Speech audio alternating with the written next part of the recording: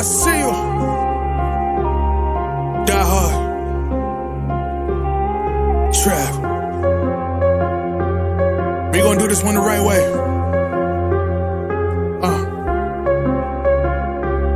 We in here forever. Yeah.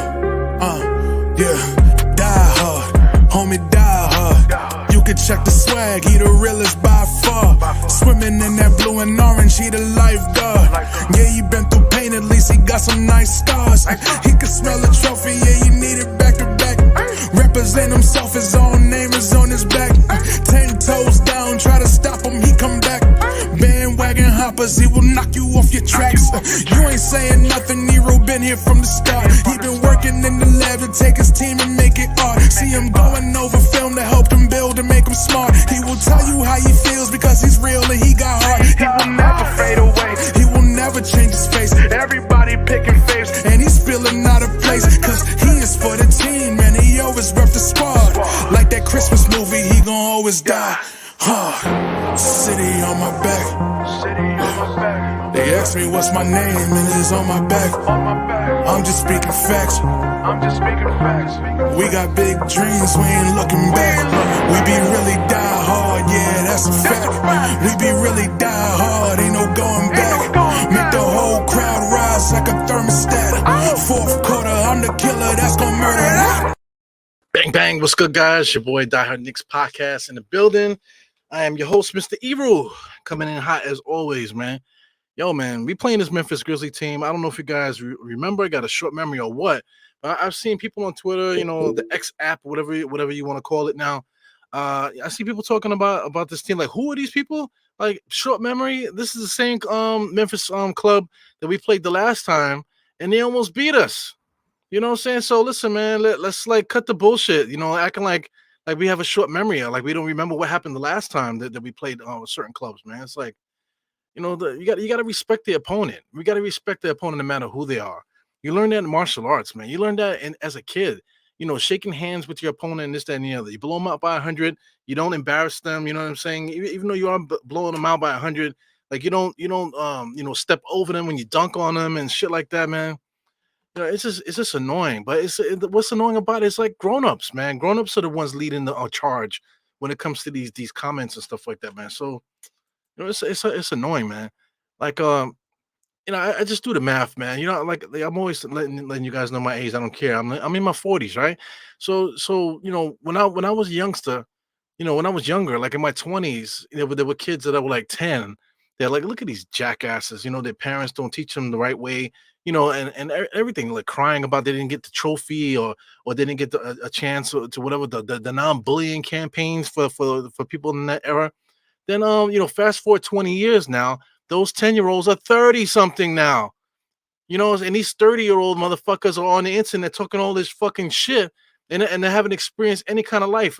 But now they're grown, and they're just grown-up little kids. You know, they're just running their fucking mouths and with nothing to say, nothing to do. You know, these guys, like, all of a sudden, you know, you have all this, you know, like, you know, I'm not gonna say nothing bad about mental health, you know, but people are using those terms and stuff like that just to, you know, like cover a bad day. You know what I'm saying? A bad day for somebody. Oh my God, my mental health. Like, man, you know, I don't know, man. Yeah, shout out to anybody born, you know, like between I want to say 1978. You know, to like 1982 or 3, you know, maybe even all the way up to 85. But there's some of them 85-year-olds are a bunch of jackasses too. But I'll say like maybe like, you know, 82 maybe, man. You know, like we were the last ones, bro. We were literally the last ones out there that ever experienced anything in life, man, having to do with anything. You know what I'm saying? Last ones to really fight. You know what I'm saying? Last ones to fight and not have anything else become of it.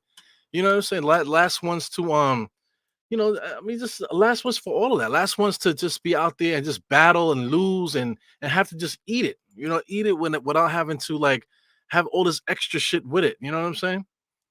You know, I remember my son is in you know, my son is 20. So I remember when he was little, man, it was like a struggle also when he's a little bit younger. All this like you get a trophy anyway. Even if you're getting smacked, you get it. And then it's like if you win, they penalize you for winning. It's like, come on, man. Yeah, so anyway, that's me venting a little bit. The game is about to start. So like I said, you just gotta respect your opponent. Like when you step on the court, it's like a dojo. Like most good dojos are not gonna allow you to just walk up onto the dojo with your sneakers on and shit like that. You gotta come prepared, and you gotta respect the floor. You gotta respect the gym. So I just wish that people would respect the game, man. Respect the game. Especially if you're a content creator, or especially if you just not just a content creator, but just somebody just on this internet talking shit. Regardless if you do content, or you just on there and trying to make a name on Twitter for yourself, or try to make a name for yourself on social media some kind of way. Man, you know what I'm saying? I don't know. So anyway, right off the bat, the Knicks make their first score. I missed it, but here goes Josh Hart now off of Knicks stop. Double pump outside the Precious there. Precious could have taken the three. He did not. He passed it over to DiVincenzo. So it goes DiVincenzo. Good pick and roll there. The Precious spin in the lane. Nice little hook shot. Good idea. No mas. No dice, I should say. Here comes that little guy. So I mean, like I said, we've played this team before, man. So respect to this club. I'm not gonna say that this is gonna be easy. I know this that point guard, or good steal by DiVincenzo from that point guard. That point guard is like 5'7", I want to say. It goes Hartenstein off the rebound.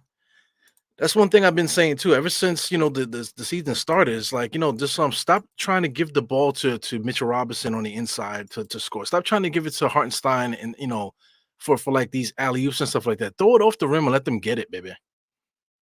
Hartenstein right away is a defensive rebounding monster, offensive rebounding monster.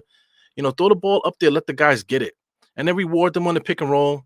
As you can see, Hartenstein drives, was able to give a nice pass to Precious, though. It was broken up, but out of bounds. It's going to be Memphis ball. 4-0. So I'm quite sure this Knicks club remembers the last time we played this group of guys here. So hopefully that they show up tonight, man. I just don't want to deal with the bullshit today. So one thing's important is that you cannot allow a team like this to get confidence. You let this team get confidence, then all of a sudden now you're doing the same thing like we did last time. Shout out to Brunson, top of the key there off a Memphis miss. So as long as the Knicks play our defense, this club is going to have a hard time scoring. But like I said, DiVincenzo with 3 off a nice pass from Brunson.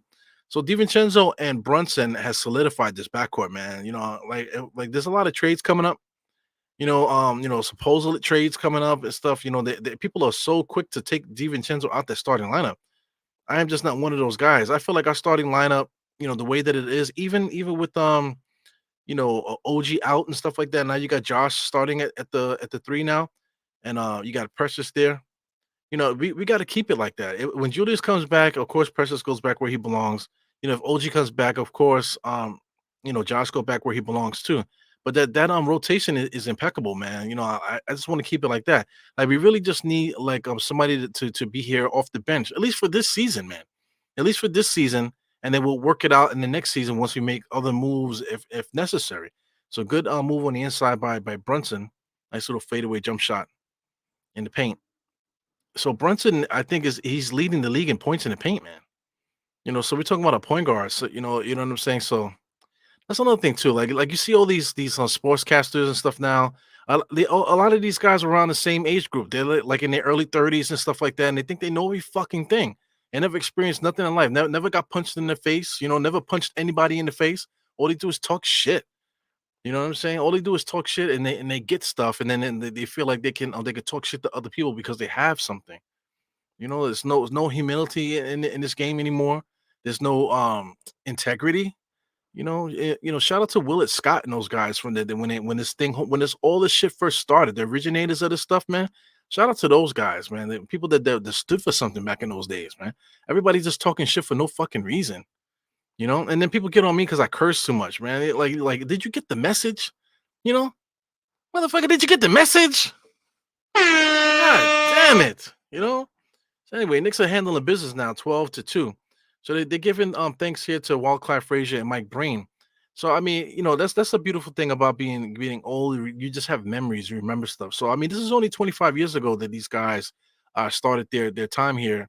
As the color TV analyst here for the Knicks, play by play, and this, that, and the other. It's only been 25 years, so I remember that. I literally was like 19 when Mike Breen took over with Clyde. So I remember Marv Albert when he was the voice of the Knicks. I remember Mike Breen when he was on the radio. So I was tired of listening to Marv Albert, and I would just listen to Mike Breen. Mike Breen on the radio doing the play by play, still with the dribble, stuff like that. Stuff like that he used to say sticks in my head. With the play by play. That's one of the reasons why I enjoy doing this watch along stuff, man. Because I enjoy watching the game. I watch it different than most people, I think. You know what I'm saying? I really enjoy it, and it's something I have a problem because if I didn't do this watch along, I would literally not be able to watch the game in my own house. You know what I'm saying? I would have to go to a bar and watch it there because I cannot, be in the house watching the game. So this doing this watch along stuff definitely tames me and stuff. And it's just a good outlet for myself just to get this Knicks itch out. You know what I'm trying to say? But yeah, man, I gotta give definitely big respect to Mike Breen and Clyde for that. Marv Albert as well. Marv Albert is the goat. Shout out to Gus Johnson too. Just Gus Johnson is a wild dude, man. He got he got something that I shared on my Instagram that's pretty funny, man. That he was saying that I forgot what he said, but it was like Gus Johnson, and he says a lot of wild stuff. So I would love to see Gus Johnson, working with the Knicks more often. As time goes on, but he's getting up there in age as well. Shout out to uh what's his name? It's quite a few guys for the MSG that was really good. Danny Andres, I don't know if that's the correct name there, but he was really good. So he passed away. The other dude too that retired, he didn't pass away, he retired. Al Trowig was awesome too, growing up watching him do Knicks coverage and stuff like that. Not only Knicks but Rangers and stuff. So shout out to all those guys, all the goats, for this thing here that were they like originators of this space. They were like kind of like ESPN started the talking head shit, but then MSG always had that going on with them. So it's just amazing. Amazing having just amazing to follow that throughout the years. And I'm a part of the next movement here with this social media stuff, man. So it's really really cool. Anyway, 55 over to number 5 there. So number 5 was cooking us the last time he was playing. So let's see what happens here. Number 0 there, that's the 5'7" point guard. He was able to find somebody open for the hockey assist to get number 55 for that dunk here. So I'm gonna work here so I can get some names to these guys because I don't remember half of these guys' names, but we'll get into it. The Knicks right now are handling business 12-4. We got Hartenstein with a nice pass to Brunson, deflected, but Brunson got it back. Josh Hart tried to give Brunson on the give and go there. DiVincenzo cross court to Precious there. Precious hesitated on a 3. He takes his time, knocks it down. Good shot by Precious. So Precious can hit the 3. He's showing his whole full repertoire, man. So big ups to Precious, man. He goes number 5. Number 5 can't dribble. They got to stay tight on him. 46 to 7 to 46 over to 0. 0, you got to stay with him. He doesn't have much speed for somebody that's 5'7". Here he goes wide open, and that's a mistake. You got to stay with guys like that. They're not going to provide anything. If you leave them wide open and let them get hot from 3, that's how they're going to contribute. Somebody like that, man, he needs to get off the NBA court. Brunson, Hartenstein, Precious. Precious on the right-hand side, back to Hartenstein, top of the key. They're looking at the Knicks, got Brunson in the mixer here. Brunson's wasting a lot of cardio running around here. Nice floater off the glass, no foul. So here comes little guy, finds the ball to number 7 in the corner. He knocks down the corner 3. Knicks are always in trouble with that transition 3-point shot, man. We definitely got to figure that out. I don't know how, but the Knicks keep getting destroyed by that. So my man, the point guard, his name is Gilliard. So Gilliard is out there. He goes Brunson around the screen. He just pulls up with defense right in his face, almost knocks it down. Josh Hart fighting for the rebound, wasn't able to get it. It will be Memphis ball. So we got Concar is out there. That's number 7, I believe. That's Jemison. Jemison is number 55. You got V. Williams is number 5 out there. He hasn't scored yet. Who else is out there? Aldma. Aldma, I believe, is number 40. Which one is Aldma? Aldma is number 7, actually. Aldma is number 7. So we got Luke Kennard is out there, number 10. So they just made a substitution. So Luke Kennard is out there. So here goes Williams. Williams all the way to the basket. Hartenstein met him and blocked him right at the rim. So it will be Knicks ball. Number 55 knocked it out. So I mean, this squad is going to score, and this NBA club, you're not going to blank a team, so they're going to be able to score. The issue is now, man, the Knicks have to keep the defense on and not allow these guys to get any confidence. Brunson comes around the screen back to Josh. Josh fakes a three, gets to the foul line, extending inside to Hartenstein. Hartenstein does a good job getting to the other side of the rim and finishes it with the bang bang on the inside, baby. Good communication by the Knicks. A lot of interior passing here today. Brunson guarding, Josh Hart guarding. Got Williams there for the step back 3-point shot. So I'm trying to tell you, this guy V Williams is not that good, man. I don't think he's that good. He has no ball handling ability, but allowing him to have space and do a step back three, that's what those guys want to do. He reminds me of Deuce in the way that he has no handle, but he could do the step backs and stuff like that. Brunson is cooking, man. So is Brunson trying to get 50 tonight? My man got 11 points already today. Still got quite a few amount of minutes here. 6 minutes left in this quarter. So you got Williams again coming around the screen. He goes cross court pass over to the point guard, back over to number 7. Number 7 back to Gilead here. The point guard comes across the screen. Step back 3-point shot. He just throws it up with all his strength because he's so short. Knicks rebound. DiVincenzo has it. Comes across the timeline. Holding the dribble there. Comes across. Gives it over to Hartenstein. Hartenstein was able to get inside. My man Press, as soon as he got it, he hopped at the baseline and got that dunk. So the Knicks are really good, man. This guy Hartenstein and Precious, they have really great chemistry, along with Josh Hart too. I think that this entire front court is fantastic, and not for nothing, all 3 guys are bench guys because Mitchell Robinson was the starting center to start the year. Hartenstein stole that job there, but those 3 guys, man, absolutely fantastic. Here goes Precious in there. The defense lost him, so they definitely got to call a timeout. So the score is 25-13. This squad is absolutely demolishing this Memphis club as they should, because this Memphis club is not that good, man. So running up the court, Precious. As soon as he gets the ball, you can see the fast twitch, jumping ability of Precious. Doesn't really waste too much energy. He's smarter now. When he was younger, he used to try to do tomahawks and that type of thing. Now you just get the ball and just dunk it in there, baby. Finish the play. Make the easy play. Don't make the hard play for no freaking reason. So right off the bat, we got Brunson with 11. You got Precious with 7 points early on here. Hartenstein with 4 points, 3 rebounds, 2 assists. You got a block shot also. Precious also has a block, only 1 rebound. What else? Josh Hart contributing. 2 assists, got 1 rebound, 0 points as of yet. Kind of being a facilitator now since Brunson is the one with the offensive kick right now. DiVincenzo also doing the same thing that Josh is doing, just facilitating, getting the ball moving.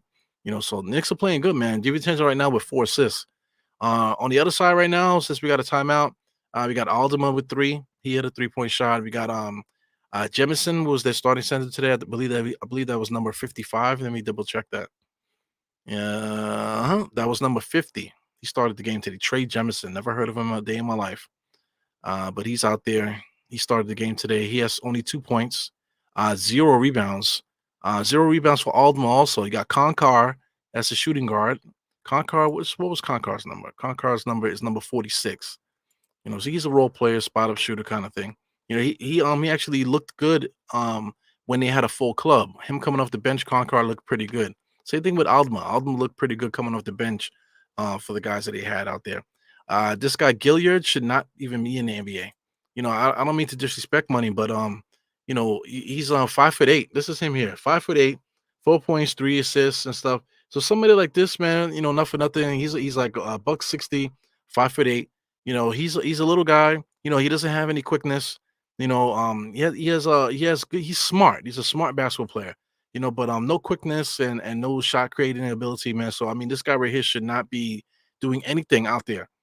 So then the Knicks should blank him. But guys like that are always persistent. They never give up, and they always end up contributing. That's why he's in the NBA probably. But sorry that I don't have no respect for him. Shout out to this guy too, Vince Williams Jr. He played for VCU also. Those schools in that area there. He's complete trash, man. 8 points. He got 5 rebounds, 2 assists for the season. 6'4", 205 pounds. He has no ball handling ability, but yet and still he does a lot of ball handling. So he's one of those guys that have confidence for no reason, no particular reason. He hasn't earned the confidence, but if you give him room, he will score. So the Knicks have to get up on him because he's not that good, man. Today we're doing a good job of doing that, keeping guys off. But the Knicks have to keep that foot on the gas against a team like this. I see you guys in the chat.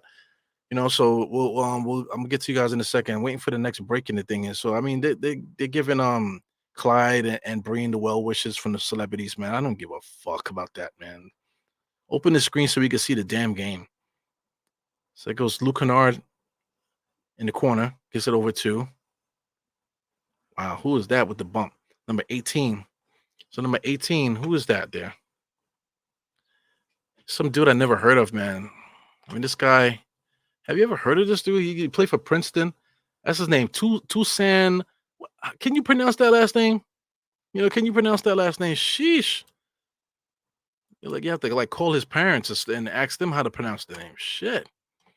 But he's somebody that I never heard of a day in my life. So I mean, listen, we got to handle business, man. Shout out to Gigi Jackson. Gigi Jackson has been playing pretty well for them in since they've been dealing with health issues and stuff. He's averaging 8 points, 3 rebounds. Let me see if they have the last few games from him. Last 10 games, he's been averaging 10 versus New York. He had 20. So I mean, 22 minutes per game for this kid. When they're like losing like this, he should be getting way more minutes, man. Talking about Gigi, that's their rookie from this year's draft, man. So right now, their whole team is hurt. Why isn't Gigi playing more minutes, man? It's weird. This NBA that we follow, man, I just don't get it. I really don't get it. Number 23, I wonder who that is. That's Mr. Derrick Rose. Derrick Rose finally came in the game here. So I mean, Derrick Rose should have started. Keep that a buck. I just don't understand. Number 45 coming across all the way inside, gets a nice strong layup there. Wasn't able to finish, but the referees called a foul. So number 44 is, who is that? I don't know who number 44 is there. So they called a legal screen there on Todd Gibson a little earlier. So anyway, 25-16. Knicks are in the driver's seat. This is where we should be the entire game. Right now it should be, we got 2 minutes left. It should be 30-30-30 each quarter. And Memphis should barely crack the 20-point mark every quarter. They should barely crack it, if they even crack it. You know what I'm saying? That's what I'm talking about. That type of dominance, beat this team by 10 each quarter, 8 to 10 each quarter, and let's get this game done with, So we say what's up to my peoples in the place, man. Geraldine, first one as usual, man. Absolutely good stuff by Miss Geraldine. You got Pudge in the place, you got Holcomb in the place. I am Jarrell in the place. Trap game.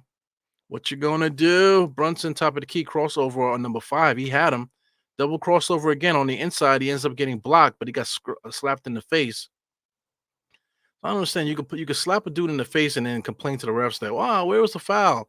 Mega in the place. Oh man, Derrick Rose got a little bit of color in his hair today.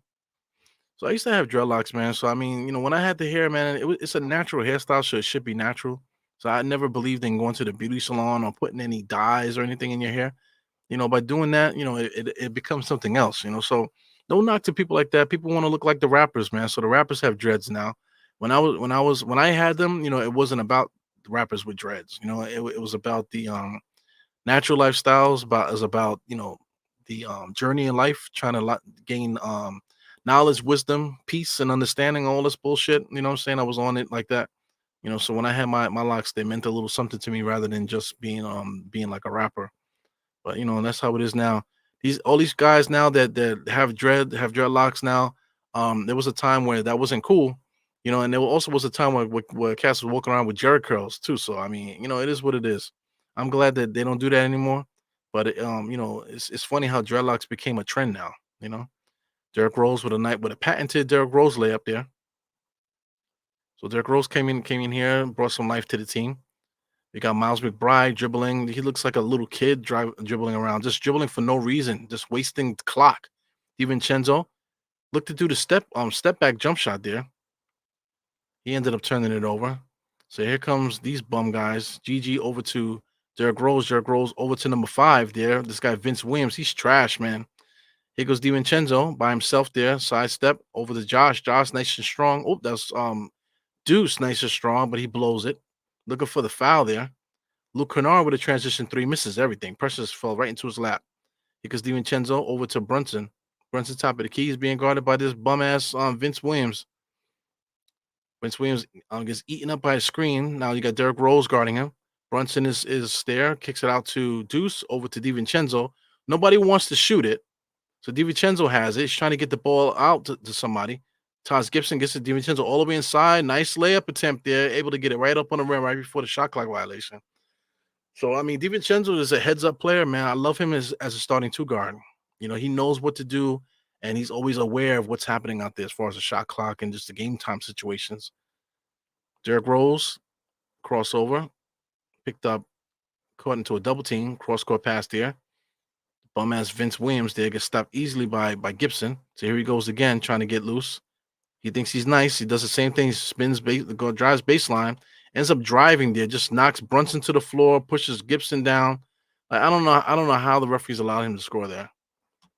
So I mean, look at Brunson. Brunson just got popped in the eye. I believe that jammy that you see underneath his eye just happened. So what's happening here? Are they calling an offensive foul? No, they're not. It's just the Knicks going to inbound it here. See, watch him drive there. He loses the ball. You know, he was going nowhere, loses the ball. I guess they're going to call, say Brunson was in the way.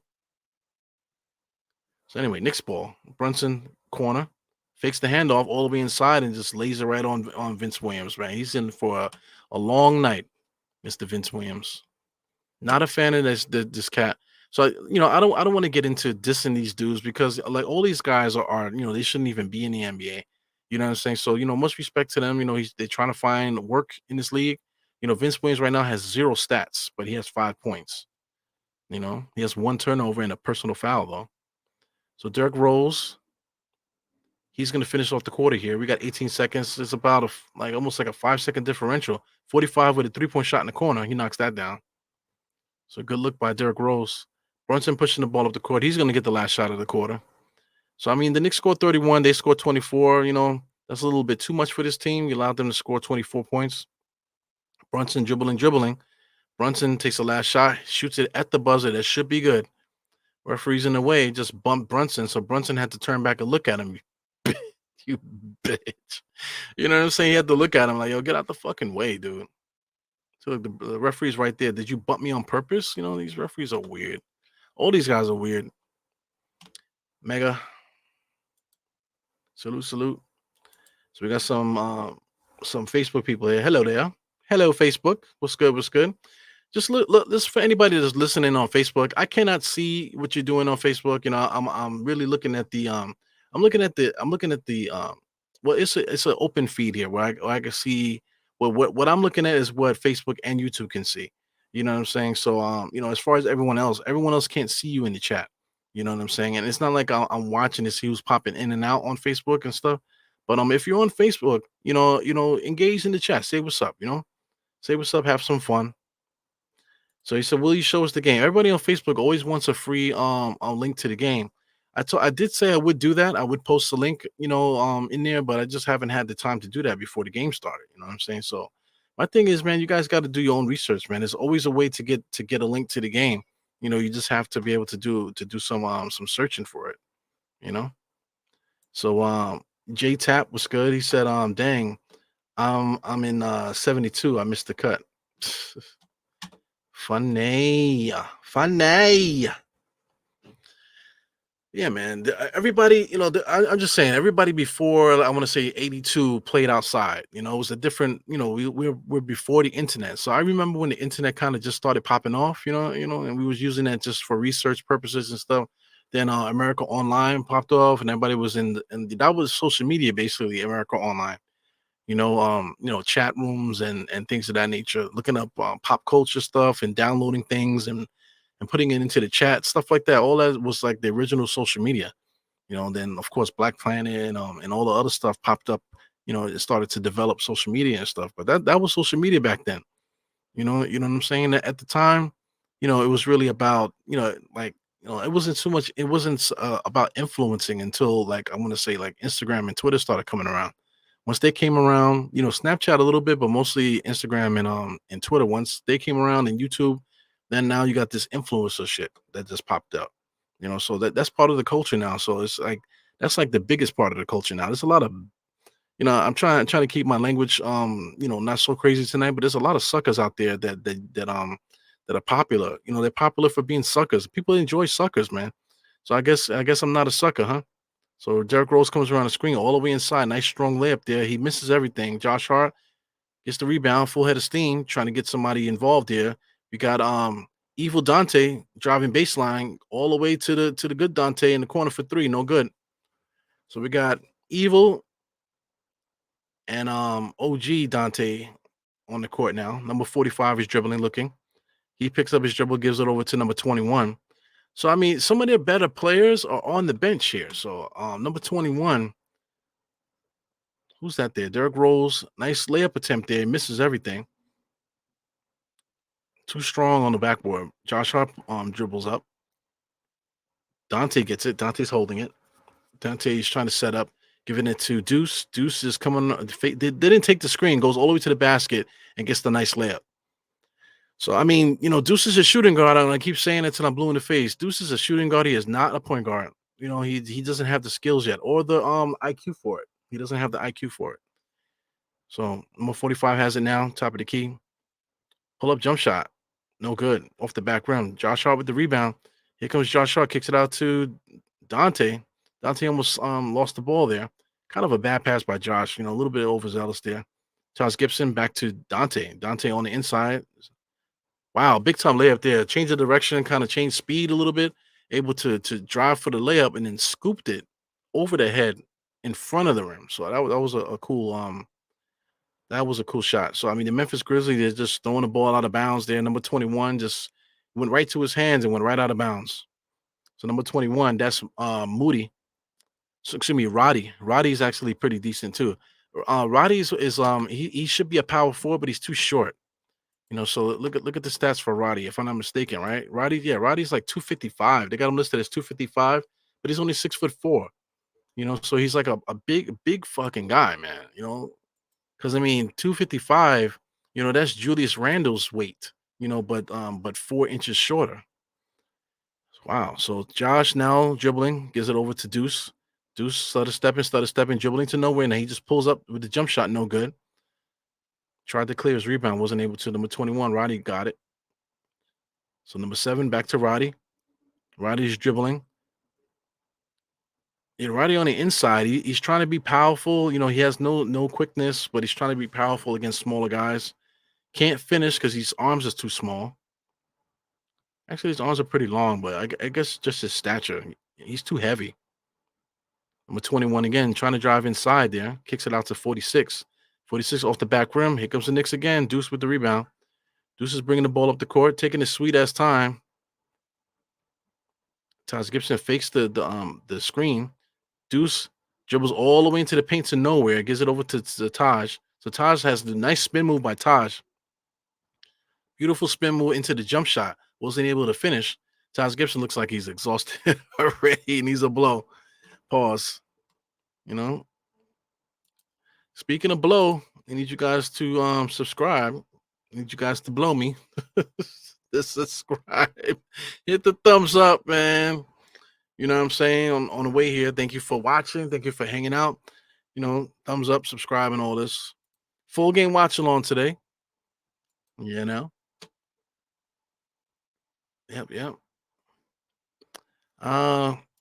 You got Valentine's Day is coming, man. So promo codes here. So you got For Us Moms. If you want to buy a cool t-shirt for your significant other or for your baby mama or wife, the mother of your children, or buy one for your mom, whatever the hell you want to do here. Check out For Us Moms.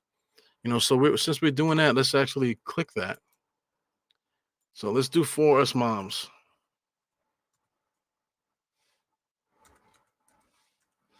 So let's check out For Us Moms, see if that pops up. So here it goes. This is For Us Moms here, guys. Because Valentine's Day is popping up, as you can see here. For Us Moms, that's the brand. Check out some of the t-shirts. Boy mom, you got girl mom. Ain't no hood like motherhood. They got angry mom here in multiple colors and stuff like that. So you can check out their collection.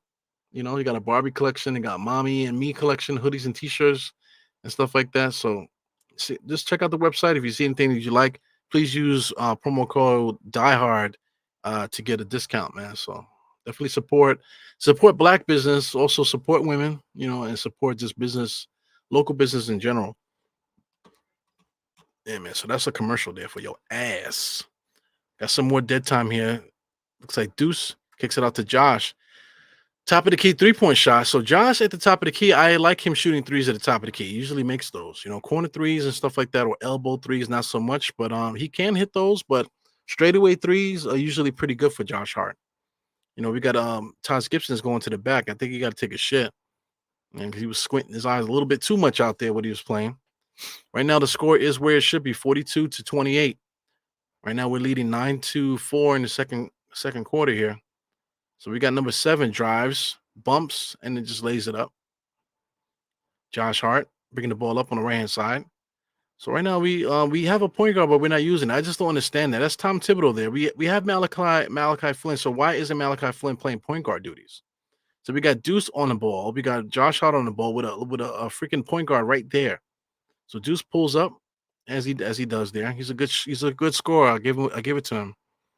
He can't put the ball in the basket. Number 21, Roddy again, back over to 0 to number 7. Number 7, I believe, is Concar, right? 21 is Roddy. Back to number 7. Number 7, right-hand side against Malachi Flynn. Pulls up, able to lay that up off the glass there. So they're going to call traveling. A little bit too much hopping for my man there. I was wondering when he was going to call that. So number 7, who is number 7? I just want to make sure. Number 7 is Aldma, I believe. So number 7 is Aldman. He's actually 7 feet tall, man. That dude, he doesn't look 7 feet tall because he plays small. They say Aldman number 7 is 7 feet tall. Does he look 7 feet tall to you guys? Right now, he's up there guarding. He's playing with Precious there. He is taller than Precious, but he doesn't really look like it because he plays hunched over. He goes Malachi Flynn, top of the key 3, and knocks that down. So Malachi Flynn, good to see him knock a shot down, but he's a point guard, man. I would like to see him get some more ball handling duties out there, rather than him being on the side waiting for the ball to come to him. It should be the opposite. Deuce should be waiting for the ball to come to him. Malachi Flynn should be the one facilitating.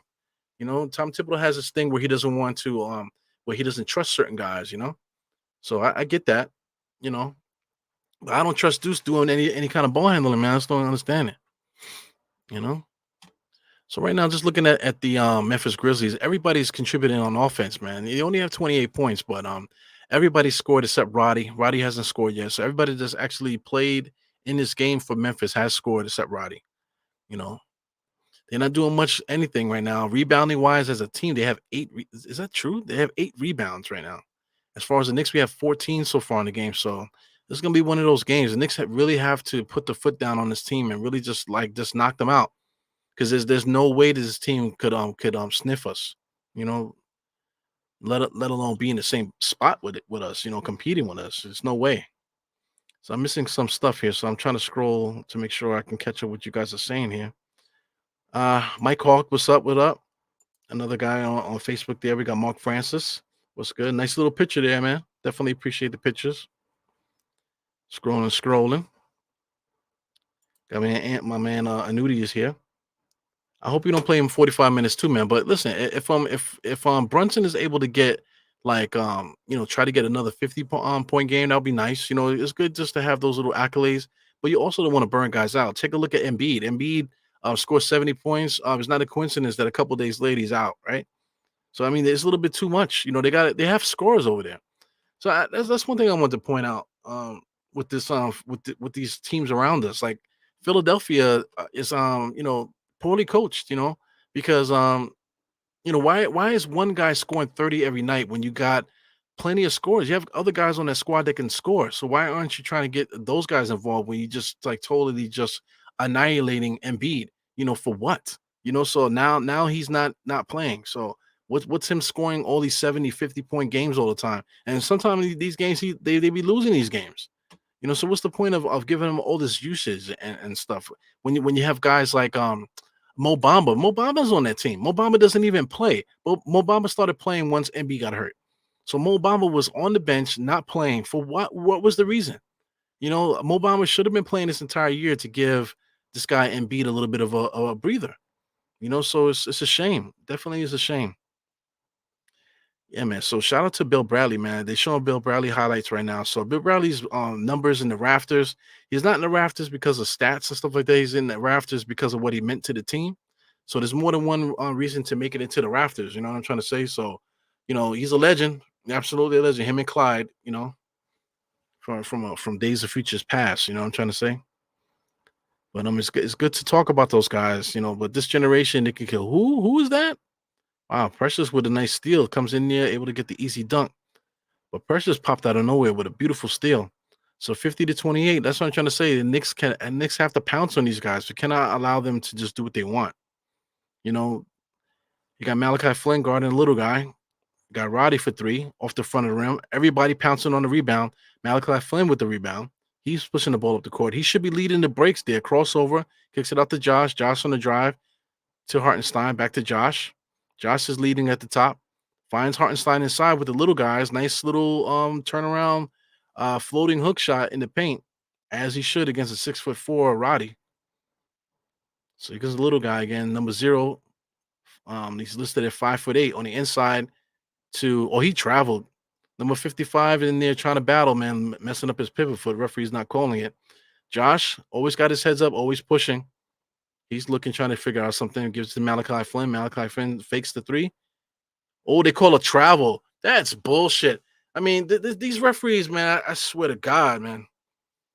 They allow certain things to go through, and then they call something bullshit because they don't know a person. So it's whatever, man. It is whatever. Shout out to Trish. Shout out to David L. too, man. Yeah. Said Jimmy trying to bring the perm back. Anything goes in 2024. There's no knock to it, But trends and stuff like that, whatever, man. I sound like an old get off my lawn dude, right? Everybody wants to be down.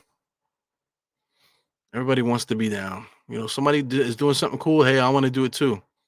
Hey, look, I got my first NBA check. Let me get 40 tattoos so I could be cool. I wasn't cool before. Now I am because I got 40 tattoos. So Derrick Rose drives there. So he's holding his hand. That would suck if he hurt himself there. He should be good.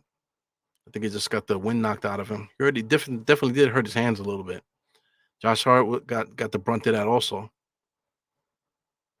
So a couple things, man. I just don't understand why certain guys don't play. I know Derrick Rose is not in the plans and stuff, but if you got guys that are healthy, they should play. They should be playing. It's not it's not right to not play guys. I never understood that. Dwayne Dennis say if the Knicks win and the Bucks lose to the Suns, we will be tied for the 3rd place with the Bucks. That's what's up.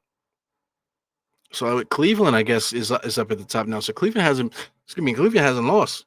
So we haven't played Cleveland in a while. So we play Cleveland again in the next coming weeks or so. So hopefully we can get some health back, so we can have a decent team to play them. Because I would hate to play them at half strength and then end up losing that game. To be like the Lakers. We lost to the Lakers only because we didn't have our guys. If we had our guys, we would have smacked them easily. So I'm actually I don't want to see the Bucks anymore. I don't want to see Boston. I believe we play both teams a lot in the beginning of this year. So I'm not sure if we even play them again. But this Cleveland team, I can't wait to see them again.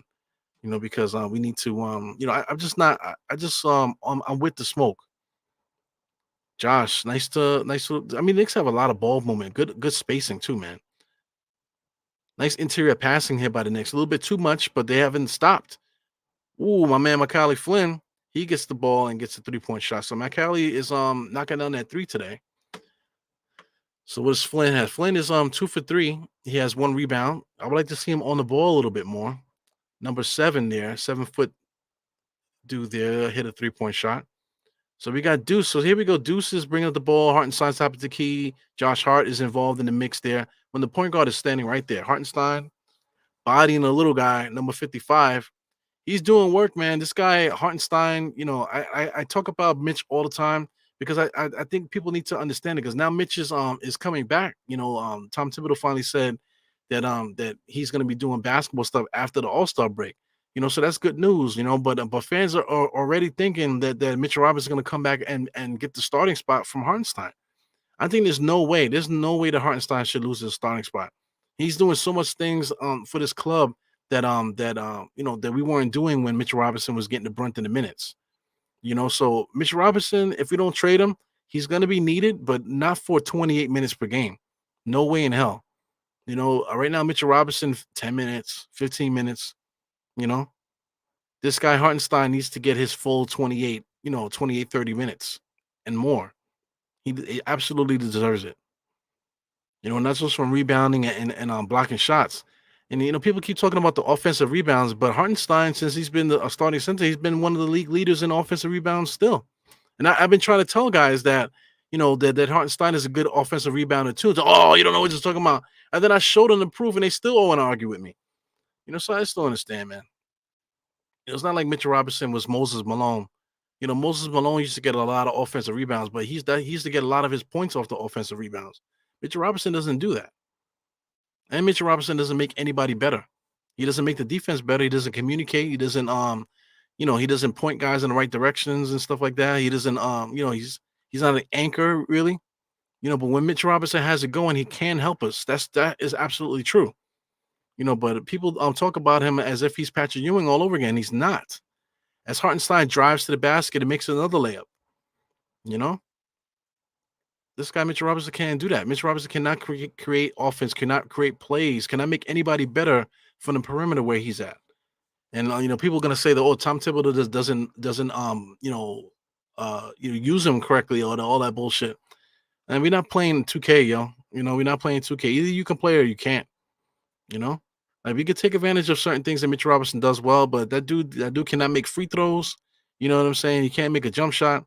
He can't pass the ball. He refuses to dribble. He refuses to be active at all. You know what I'm saying? So he can't make layups. So good defensive play there led by Hartenstein. Ends up with a Knicks fast break there. Malachi Flynn. That was Dante DiVincenzo. He flew up the court. Because number 5 there threw it right to Dante DiVincenzo. Number 5 is complete trash. I've been trying to tell you. A nice alley-oop from Brunson to Precious. So the Knicks are starting to smack this team off the court now.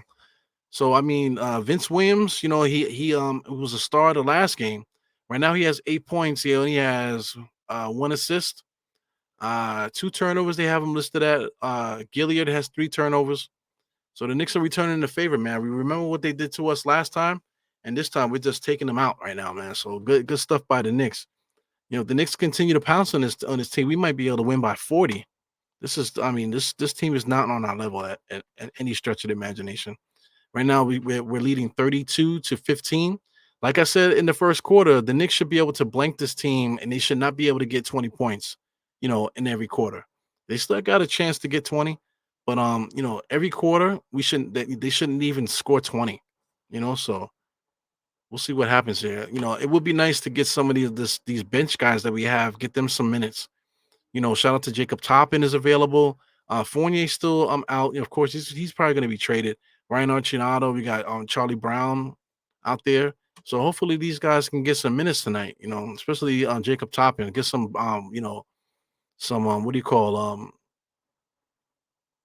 garbage time minutes, and then we can rest some of our guys, especially dudes like Malachi Flynn. He needs to get some big time minutes tonight. Deuce, of course, Taj Gibson needs to play a little extra minutes tonight, just just to keep our primary guys like Precious, Hartenstein, Brunson, Josh Hart, DiVincenzo, keep these guys healthy, man. Because we can't have these guys playing 40 minutes a game and we're up by 40. It doesn't make any sense. So good stuff by the Knicks so far, man. Got David L. So McBride will clamp rolls. We'll see. It's a team sport too, man, because a lot of people get too into matchups. Oh, Brunson who's better, Brunson or Tatum? Why is that a question? Why is that a question? Tatum, if you was to pick one, Tatum is better, but they're not playing one-on-one. It's a team versus team. So the Tatum's team led by him, he's also has like basically 4 all-stars on that squad. Maybe even 5. You have 5 guys worthy of an all-star on that squad. You know what I'm saying? So he's not playing by himself. Brunson, on the other hand, is still winning games, and it's just him by himself. Julius is hurt. OG's out now. So the Knicks don't have the luxury of having four All Stars. When I say four All Stars, I'm talking about Kristaps. Kristaps could have been an All Star. You got Jalen Brown, you got Tatum, and then you got Derek White. Derek White, if if some of these other guys weren't worthy, he could have been an All Star too. So it is what it is, man. People talk about one guy. Oh yeah, would you take him over here? Yeah, but look at the team. How the team affects the next team. How the teams are made up and how they play. It's a team sport. He was number 55. I guess he stepped out of bounds there. Absolutely stepped out of bounds. He almost kicked the scores table there. I mean, they almost kicked the bench. So it's good to see Bill Bradley, man. Bill Bradley's on the side. He still got his marbles, as you can see. He still dresses pretty decent. You know, nice lean back conversation listening to Clyde and Breen. Love to see old people with their marbles, man. Love to see old people mobile and being able to move around without the assistance of other people. So definitely good to see Senator Bill Bradley, that former senator, sliding. It's my man here. What's good? Stop disrespecting Deucey. Yeah, man. Yeah, man. Hey, but Deuce can't dribble, man. He could play some really good defense and he could put the ball in the basket, but he can't facilitate, bro. He cannot. He just absolutely can't. He's really good at communicating. He's really good at always staying ready. So he's not a bad player. He checks a lot of boxes. But one box and he doesn't check is the ability to facilitate. He just cannot do that. So a couple sloppy plays here, by both sides. The Knicks messed up a little bit on both sides and they end up getting another steal there. Brunson, oh my God. So I mean, Brunson must like corner the market on Epsom salt, man. Because I mean that dude, like he puts on 3 or 4 moves every single time he scores, man. So I mean his hips and his back and everything has got to be killing him, man. All the faking and stuff that he does in games. You want to talk about Kyrie, all the dribbling that Kyrie does, all the herky jerky stuff that Brunson does to get open into the paint is unbelievable. DiVincenzo there off a Brunson screen kicks it out to Precious. Precious misses the 3. So Hartenstein in there fighting for the rebound still. You got Deuces right there looking for the rebound. Got number 5 again on the inside. They're allowing him to score. That guy is like, if I was one of these guys, I would be like, man, this dude is never going to score again.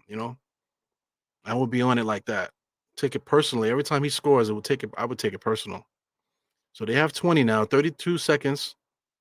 Brunson dribbling. Wow, double behind the back move there. Stutter step, spin in the lane, pump, dump. Fadeaway jump shot in and out. Josh Hart in there fighting for the rebound. Back to Precious to Brunson. 56 seconds. Brunson able to get inside.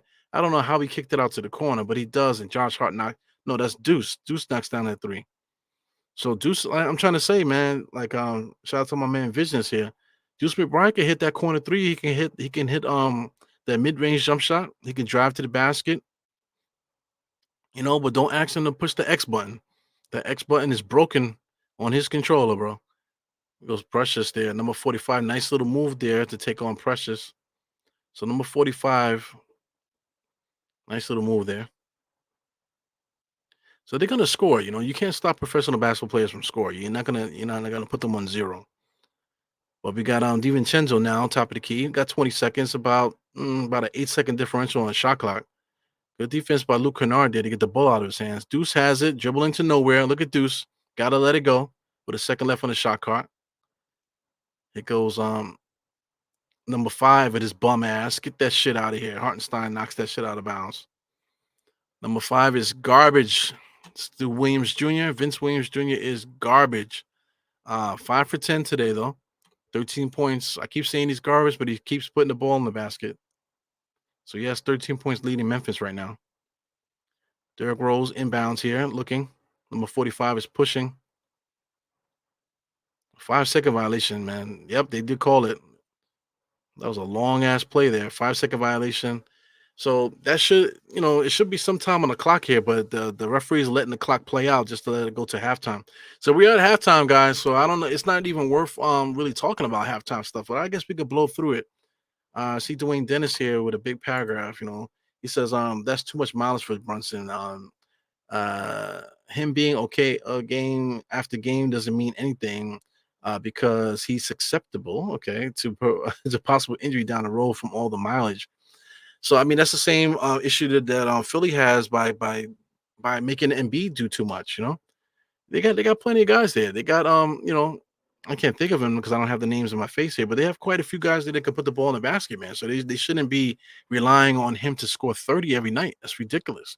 From a center, a center scoring 30 every night. He's not Will Chamberlain. He's not Kareem Abdul-Jabbar. Is he on that level as far as scores? When it comes down to it, maybe so. But guys like that, with the high usage, that's gonna create a lot of injuries, man. As you can see, Anthony Davis is one of those guys that plenty of injuries. Shout out to what's the money's name? He's now playing in the Philippines league. I can't think of money's name, but he also tore his ACL and tore his Achilles tendon and stuff like that. So you got to be careful. Ewing was also another one that tore his Achilles. His knees was jacked up his entire career. You know what I'm saying? So you got to be careful putting that much usage on guys like that. So scrolling down, David L's got some paragraphs for your ass too. He said trade bum Mitch for 2 second round. I don't know about that. He's still worth something. So I mean, let's say Philadelphia. If Philadelphia was to trade for Mitchell Robinson, that makes their team a lot better. But Mitchell Robinson can contribute, but I don't want him contributing to our club with heavy minutes. Because just judging by the way that we play with Hartenstein, we play so much better like that. It's just a much more fluid, spread out game. It's just so much fun to watch. And the proof is in the pudding, man. Because look at this year, 2024 has been one of the best years in Knicks history. We've been playing some really good basketball, even without our best players. So it's just the proof is in the pudding, man. Hartenstein is a big part of that, man. So I mean, Mitchell Robinson is a different player, man. So I mean, I think Mitchell Robinson will he could contribute to this club, yes. You know what I'm saying? But he would be better suited for a different kind of club, you know.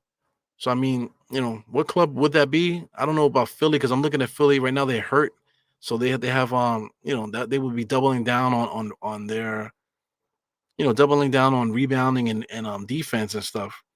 Is that right up Doc Rivers' alley? Can they compete with Mitch Robinson at the center? I don't know, but like a team like Phoenix will do good. But they also have their own play. They got Jerkic over there who does a great job for them there. So I mean, just looking around the league, who can use Mitchell Robinson at the moment?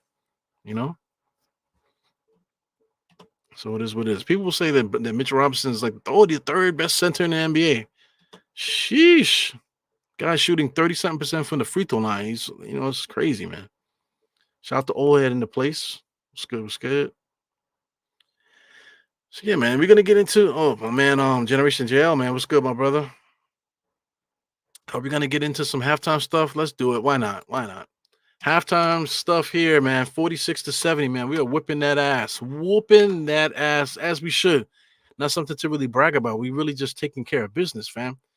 So going into quarter to quarter, game summaries there. You got 33 in the first quarter for the Knicks, 37 in the second quarter, 24 for them, 22 for them in the second quarter. So I mean that's right on thing. Like I said, every quarter should be like that. I was saying 20, but now it's looking more like between 22, 24. So if they can continue that trend and the Knicks can continue to score their 30s throughout this game, the game is going to be out of reach. But as you know, the last game against the Lakers, man, we went like 7 minutes, damn near almost 10 minutes without scoring. Oh my God, man. So literally 7 minutes without scoring. You can't do that. You're not going to win any game against anybody if you're not going to score within 7 minutes. Defense, defense, defense, defense. We need somebody to go play some defense, but still 7 minutes without scoring is some bullshit, man. So that's the reason why we lost that Lakers game. If we would have scored a little bit, if like instead of 7 minutes, let's say if it was a 4 minute drought without scoring, we win. We win the game. So that's how good the Knicks are, and that's how bad other teams are there. Got Frank Matos in the places that shout out to me. Hit them thumbs up. What's on the menu? I got no food today, Mr. Matos. No food. So I ate already, man. So this morning I had a egg and cheese hero, lettuce, tomato, salt and pepper, and mayonnaise. You know what I'm saying? I had a bag of what do you call Takis. You know what I'm saying? So my asshole is on fire right now. Had a bag of Takis. The Takis I shouldn't have gotten. I just got it because I wanted the kind of like the salt, the heat and the salt. I kind of wanted that. So that was gonna be my meals for the day. But then when I got off, I wasn't really feeling too good. You know what I'm saying? Feeling too good as far as like mental stuff like that. Just kind of like bummed by being at work, man. Being at work sucks, especially when you're doing like my I've been working this particular assignment. I've been working, I have a particular job, whatever, right? But I've been working a particular assignment at my job for like over a year now. It's been working over a year. The same shit is happening every damn day. But now today, and I think last week, all of a sudden my supervisor's acting like a fucking bitch. I just don't understand. What I'm saying? So, I don't know if he's watching me, you know what I'm saying? So, I might be starting trouble.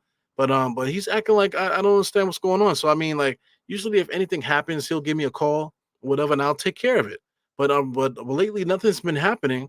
But he's been like acting like a sucker a little bit, So that's kind of like annoying. It's like what changed? What changed that you're acting like this?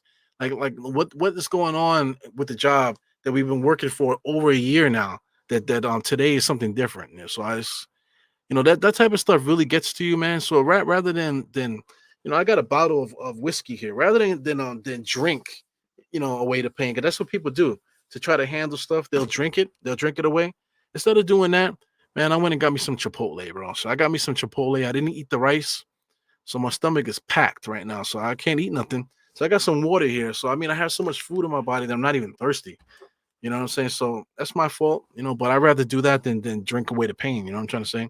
Not really pain, but just drink away the frustration, Not really too much pain there.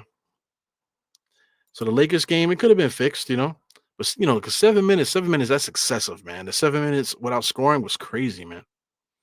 That's crazy. Say David L's talking about Wu Tang, man. What's up? He said halftime needs Wu Tang. Okay, I got you. Anyway, let's get more into this here. So halftime is on fast getting away from us here. So let me put my liquor bottle back here. Maybe we'll take a shot today, man. If the Knicks can continue to hold us down, let's do some shots in the fourth quarter, guys. So I don't know if you guys drink, maybe take a nightcap or something like that, man, to relax your nerves to go to bed. We'll take it together, man, in the fourth quarter if the Knicks can maintain this lead here. So right now, Memphis Grizzlies, this is their shot chart on the left-hand side. Let me get rid of my man David L here. So as you see on the left-hand side, decent shot chart. They're shooting 46%, which is decent also. So, a lot of missed shots in the paint there you can see. So the Knicks are doing a good job defending the paint there. The corner three is killing us right now. Most of those corner threes were on transition buckets, so Knicks need to lock up that. They put up 37 shots on the ball. The Knicks have been putting up more shots, 44%.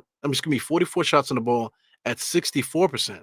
So look at all those circles in the paint there. The Knicks have been kicking their ass in the paint, so I can't wait to see the actual stats there. Everything else has been pretty much decent. This is typical Knicks basketball. If we had Julius here, Julie will have more scoring here on the left and right paint there. OG also we have a little bit more scoring in the paint as well. But it is what it is. Just keep scrolling down here. The biggest lead was 28, man. So this right here tells the whole game. We're basically whipping this team's ass, man. Longest run is 10. Lead changes 0 times tie 0. They had no lead in this game. We've been just straight kicking their ass. 28 points lead is the largest lead for this game. Rebounding wise, 21 to 16. 70 points for the Knicks, 46 for them. We got assists. The Knicks got 20 to 15. 8 steals today, 2 blocks, only 5 turnovers. So this is an annihilation.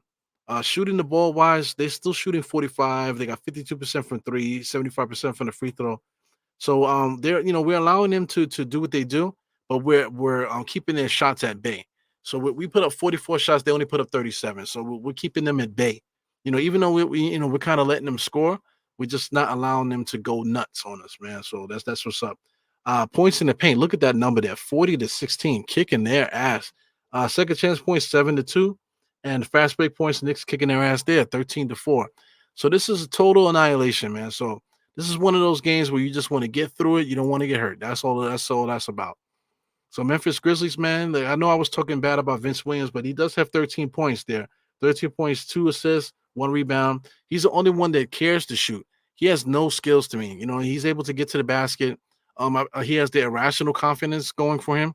You know what I'm saying. So dribbling wise and stuff like that.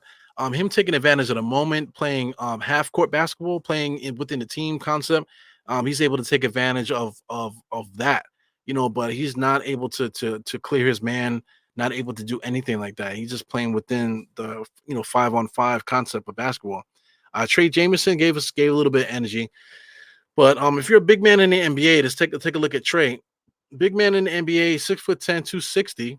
You know what I'm saying? He has 0 rebounds here, man. So if you're gonna show your this is like a resume type of thing when you try to show other clubs that you could play. 0 rebounds here in 15 minutes is no good, man. Check out Santa Aldama also, man. He's a small forward, really, but he's 7 feet tall. Take a look at his stats: 7 feet tall, 215. He does not look 7 feet tall, so I don't think he is 7 feet tall. But they got him listed as 7 feet tall, man.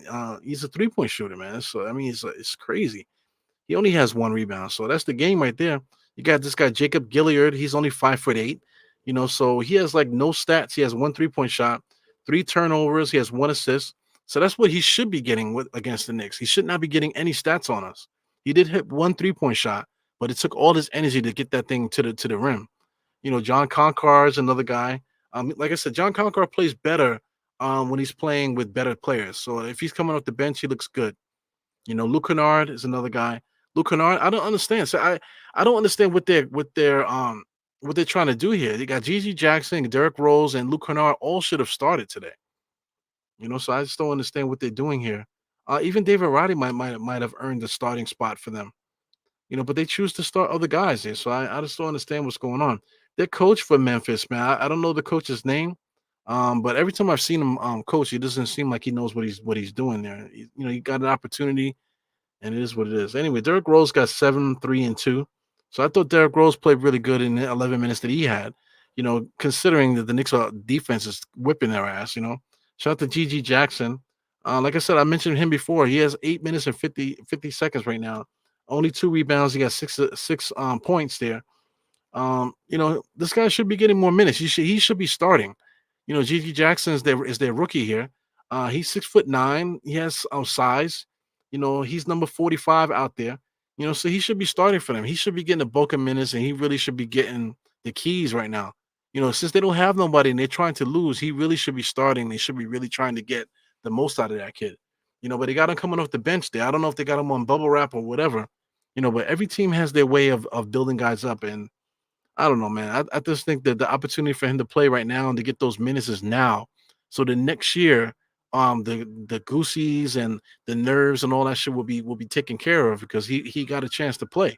So next year, when everybody's healthy, he'll be ready to fit right in, without having to deal with like stage fright. If you kind of get what I'm saying there. As far as the Knicks, man, just a total annihilation. Right now, Precious on doesn't have much rebounds, but the way the Precious played today, I mean, you would think that he had way more rebounds than this. He only has two assists, 3 steals. He has 0 blocks, man. But there's a couple times I could have sworn he got a couple blocks in this game. That's the type of game that he's playing. 11 points. Josh Hart only with 3 points, 5 rebounds, 4 assists. You would think that Josh Hart had a bunch of points. He doesn't. So shout out to the commercials there. Right now we got a commercial going on here. You're gonna see your boy. There goes your boy there. I wasn't able to put it up there, but shout out to my man Carrillo. He was with me. I always get on Carrillo. I don't know if Carrillo be watching the pod, man, but Carrillo should be doing the pod with me. I just don't understand. Carrillo, we were supposed to do a pod together, but we never ended up doing it. But I wanted to do it, so I just ended up doing it by myself. So it is what it is. I've been doing it for a while. Looking to make changes too, man. So, we'll see. Hartenstein today, 12 points, 6 rebounds, 2 assists, 2 blocks. I thought he did more too, man, but he just been involved in everything. Facilitating, just keeping the space and everything. The defense, extremely good defense today by Hartenstein, leading the way there on the inside on both ends of the basketball. Just a good basketball player, man. This guy Brunson got 19 points. He could easily have more. He's actually working too hard, I want to say. But 19 points holding his team down here. DiVincenzo 9 points. I thought he did everything too. McBride also had a decent game here. But we're playing against inferior competition, so guys are looking really, really good tonight. Uh, that's no excuse because the last time we played them, it didn't show. Malachi Flynn also was able to get two threes today. They really need to put the ball in his hands. Yeah. Anyway, so just finished that halftime report right on time as we're about to get started with this game again. So 46-70 is right where we need to be. So if I'm Memphis right now, Memphis, I want to try to push the pace, because we're not going to be able to out physical the Knicks.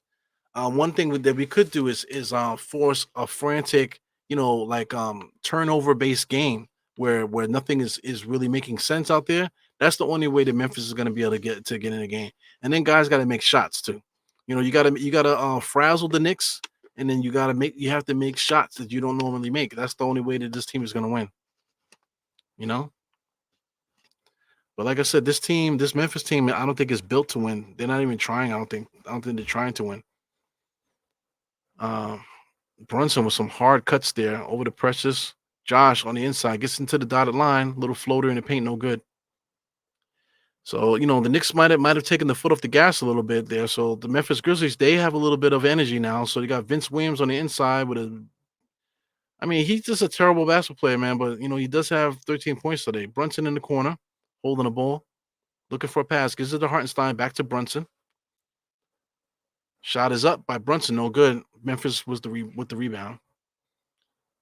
Keep forgetting to put do not disturb on this thing here. So it goes another corner three by the 7-footer, the number 7, the 7-footer in the corner for another three. Yeah, so 70 to 49. So it's one of those games here, and the Knicks are gonna let this team get confidence. I can almost bet on it. And DiVincenzo top of the key now gives it over to Hartenstein, back to DiVincenzo. He fakes the three. He ends up driving all the way to the paint, kicks it out to Precious in the corner. Precious on the drive, nice push, flick up, no good. Here comes Memphis. So like I'm trying to say, get a breakneck thing going here for Memphis. GG on the inside, he traveled, number 55, but they're gonna call a foul on the ground there. But it looked like he traveled. You want to call that a pro hop? I don't know about that, man. He has 0 rebounds in this game. This guy, number 55. As big as he is, man, that motherfucker ain't got no rebounds. So here goes Memphis 46 now. Gives it over to number 5, Vince Williams there. Vince Williams is dribbling, gives it back to the 7-footer, three-point shooter being guarded by Precious there. He comes around, gets into the paint, stops, got nowhere to go, throws it right out of bounds. He ends up saving it back to the number 7. He's got to do something. Wow, Roddy, was that Roddy? No, that was number 46 with the shot. They get the offensive rebound. So this is all bullshit. And then this guy, Vince Williams, just literally just throws it right out of bounds. Sheesh. Here goes Josh. Touchdown. Full length pass there. Josh caught it right at the baseline. Was able to lay that up. Wow. 7-footer shooting, dribbling on the outside there. Lord have mercy. Inside to number 55. Power move on the inside, able to lay that up. So he has no right to bump and grind out there. The motherfucker, that dude number 55, he has now he has he has 1 rebound now. Sheesh, Precious. Back out to DiVincenzo for 3. Ooh, in and out. So this Memphis squad is kind of inching, man. So they're down by 21 still. DiVincenzo with a nice deflection, wasn't able to secure the steal. Number 46 inside, number 7 gets into the paint. He just throws it off all the Knicks' legs there. So he's saying it went off of 55. I don't know if Tom Thibodeau is going to challenge that. But man, we just need to get out this game without injuries, man. Number 5 just pushes off. He's in space, throws up a shot, air ball. Shit. Almost knocked DiVincenzo out. Brunson pushes the ball up the court, throws it up, and just lays it in. Sheesh. 74 to 51. Luke Kennard is out there. He's not even trying to score. we were talking about it on Knicks and Bruises. That's on Tony Crow's show. We It was me and Jay Boogie. We were just talking about like like I don't know, man. We were just talking about like guys like Brunson, like Brogdon, excuse me, Brogdon from other teams. We were talking about Clarkston and all these guys that are rumored to come to the Knicks. We played them recently, and they all played like pure dog shit. You know what I'm saying? So, but if you're playing on a team like Memphis, look at this Memphis team.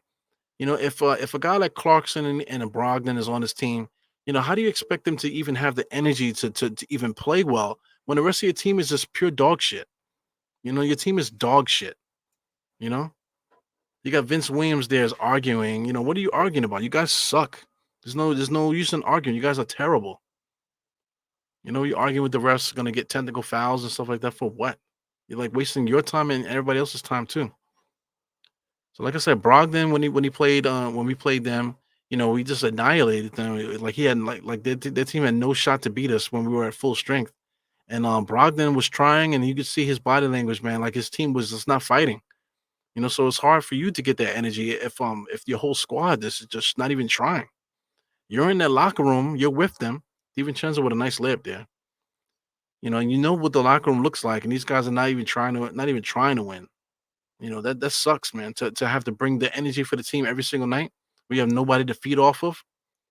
You can flip it and say, well, everybody's supposed to feed off their energy. They're the star player. I get that. You know what I'm saying? But Brogdon was coming off the bench, only starting when they needed him to start because the other guys weren't available. You know what I'm saying? So it was hard to play like that when your team don't give a damn, you know, but you do, so it's hard to do. Now Clarkson, on the other hand, had no excuse. Clarkson just got an old fashioned ass whooping. Knicks just the defense just took him out. Like Vince Williams there, he's able to get second chance points. He's arguing with the refs.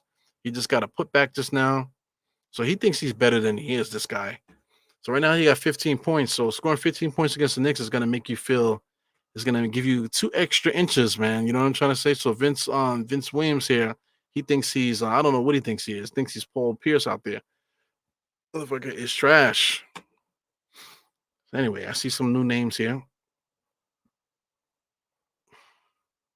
Time for some shots, man. Sheesh. Ricky Gonzalez, he says, no way does the Knicks go without a basket for so long like they did with the Lakers. Yeah, man, we got to kill that. But we was having our problems even before that game, So even when we're full strength, we have problems not scoring. Is that Tom Thibodeau's fault? Because it happens a lot as a team. Like on transition, the Knicks always getting killed by the corner three on transition. We always get killed by that. And when is that going to disappear? When is that going to disappear? But little things like that, I feel like we should those I think those are like the last things that we really need to clean up. So making that trade, we're hoping that making a trade, adding extra players there on offense to help out the bench and stuff like that. We're hoping that by doing that, it would eliminate those times where we go without scoring for 7 minutes. But we might be able to stack the deck, and I think we're still gonna go through issues without scoring because we just don't.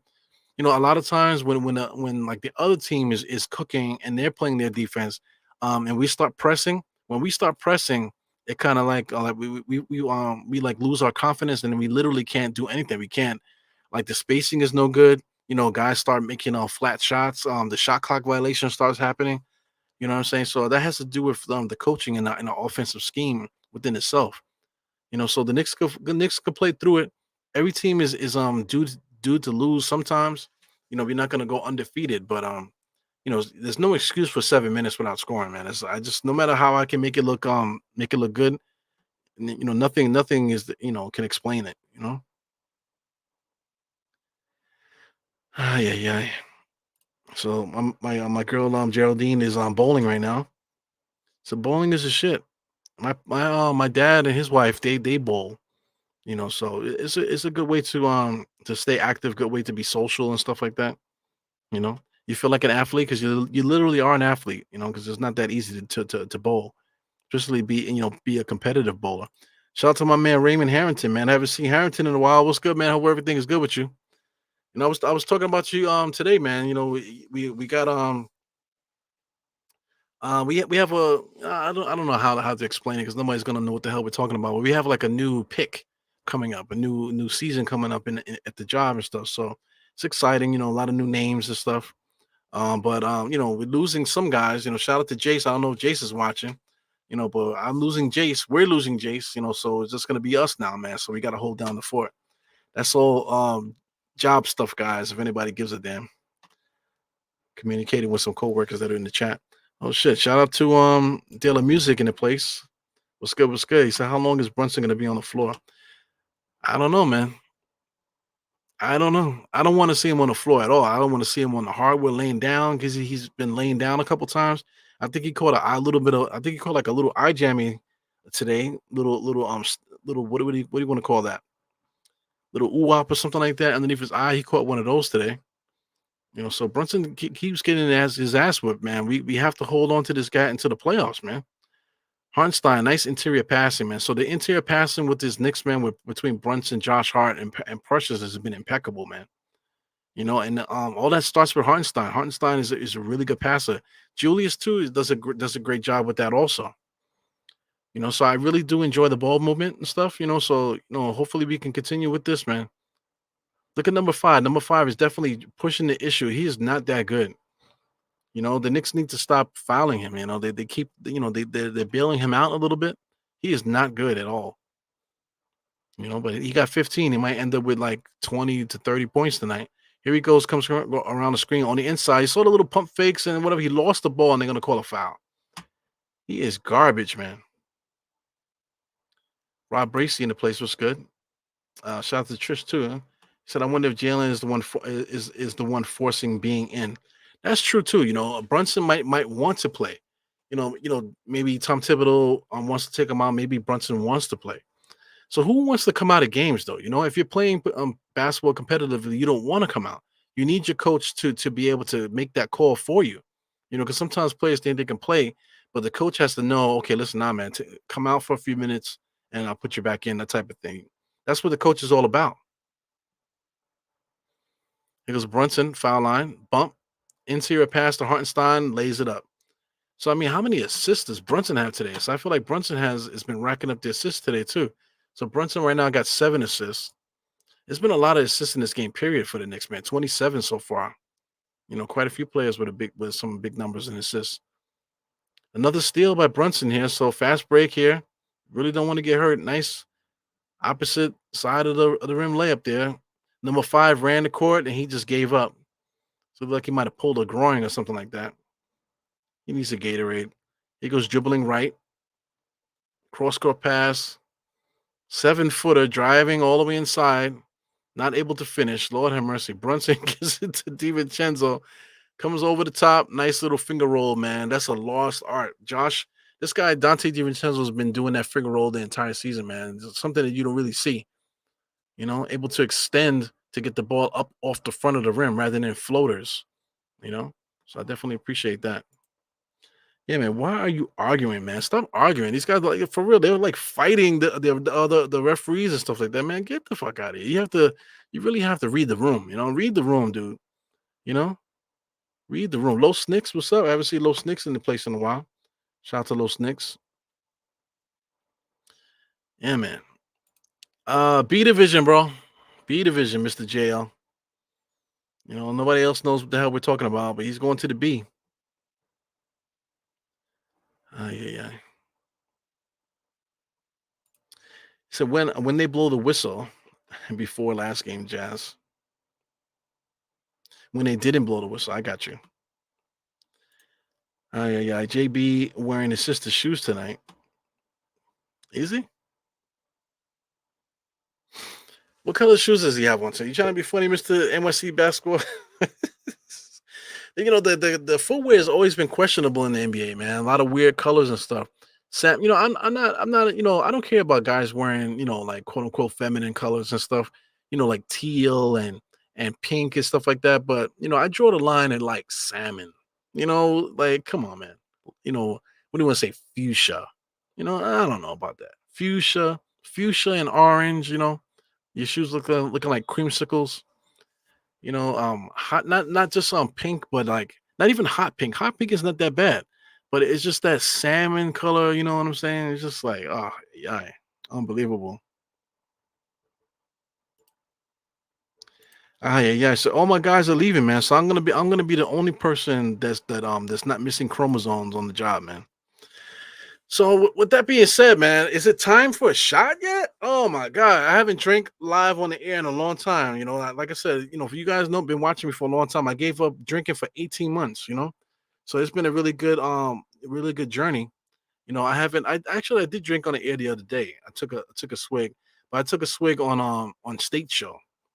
Because that was meant for his dad, but the guys were talking and whatever, and it wasn't appropriate, for me to say anything. But that shot was really for his pops there too, for respecting. State lost his dad, guys. You know what I'm saying? So he's going through that.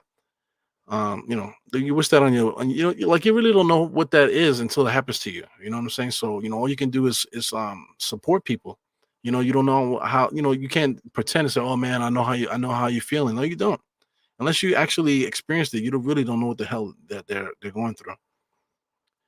So yeah, man.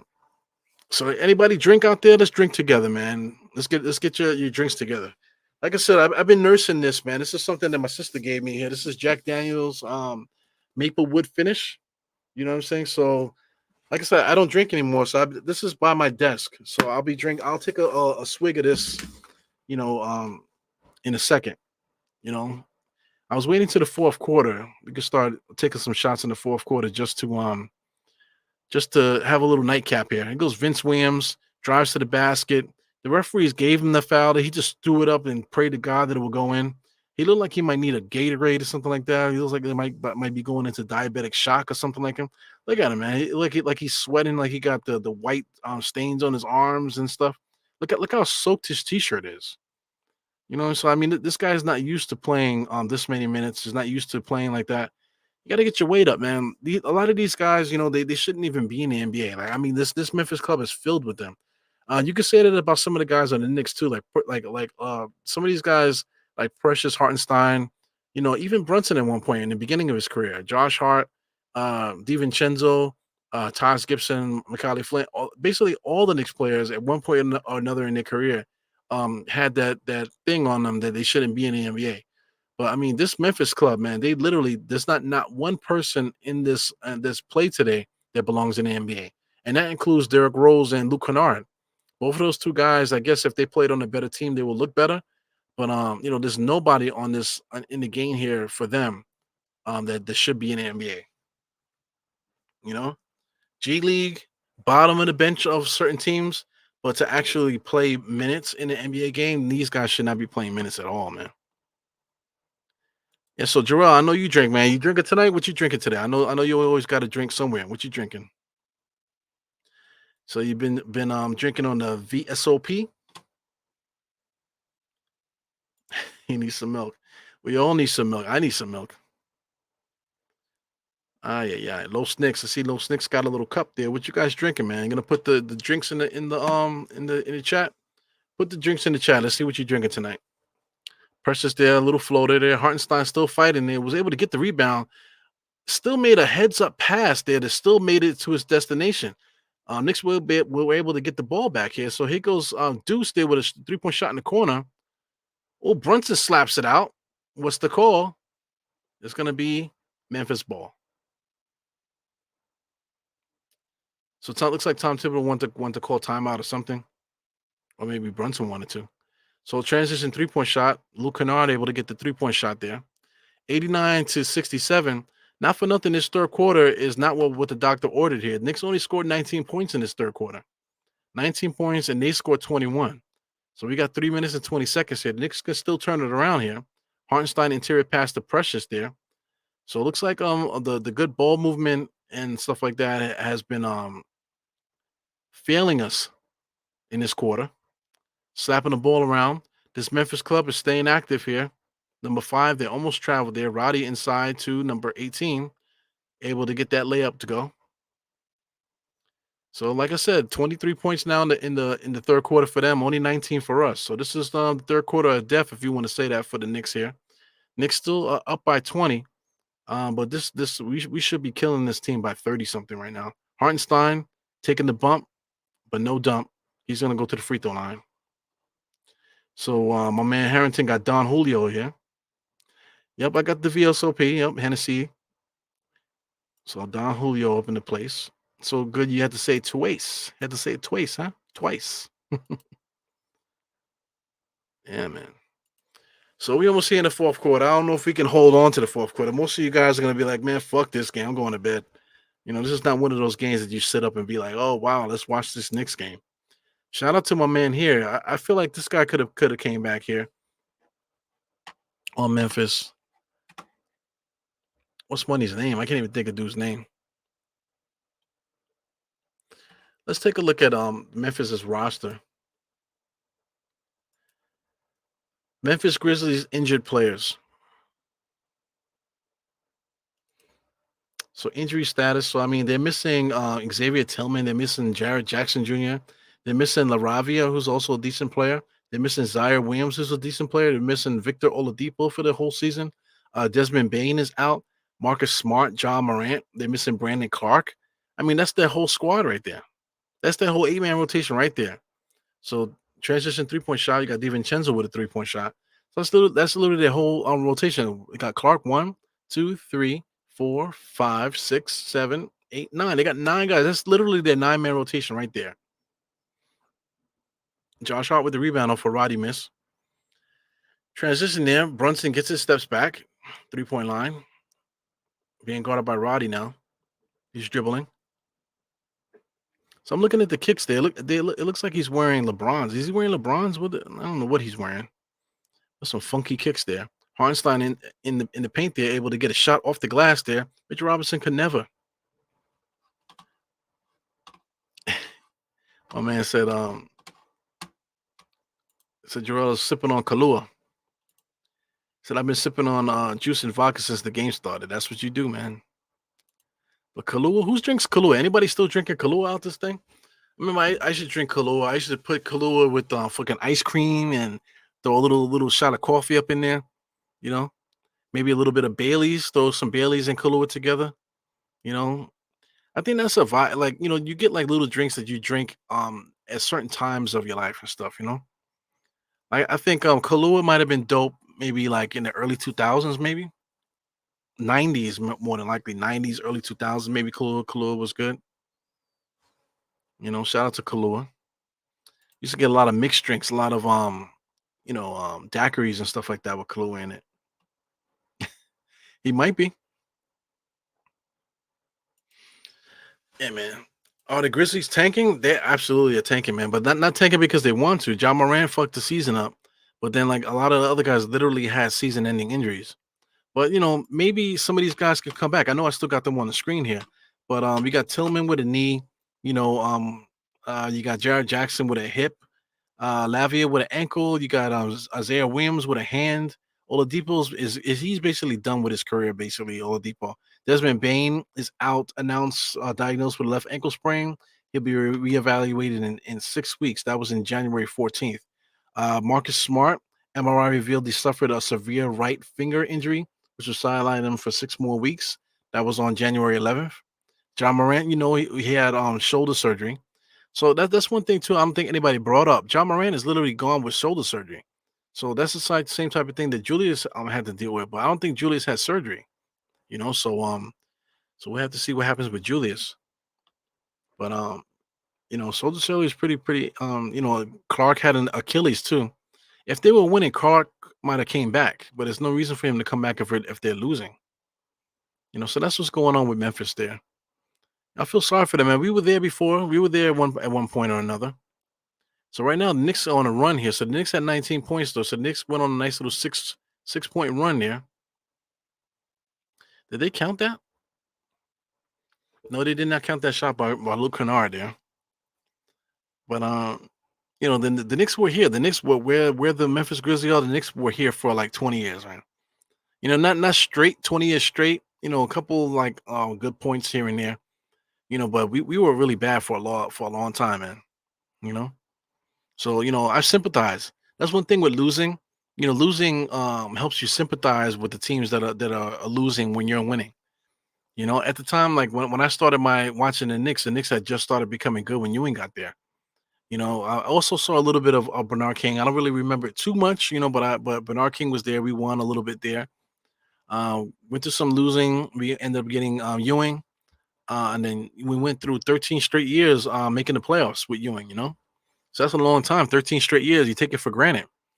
People keep talking about 20 years worth of us not playing well, but we played well for 20 years. So the sports is leaps. Is ebbs and flows. As they say. You know. So right now we're on up right now. The Knicks are definitely this is one of the better eras right now for the Knicks.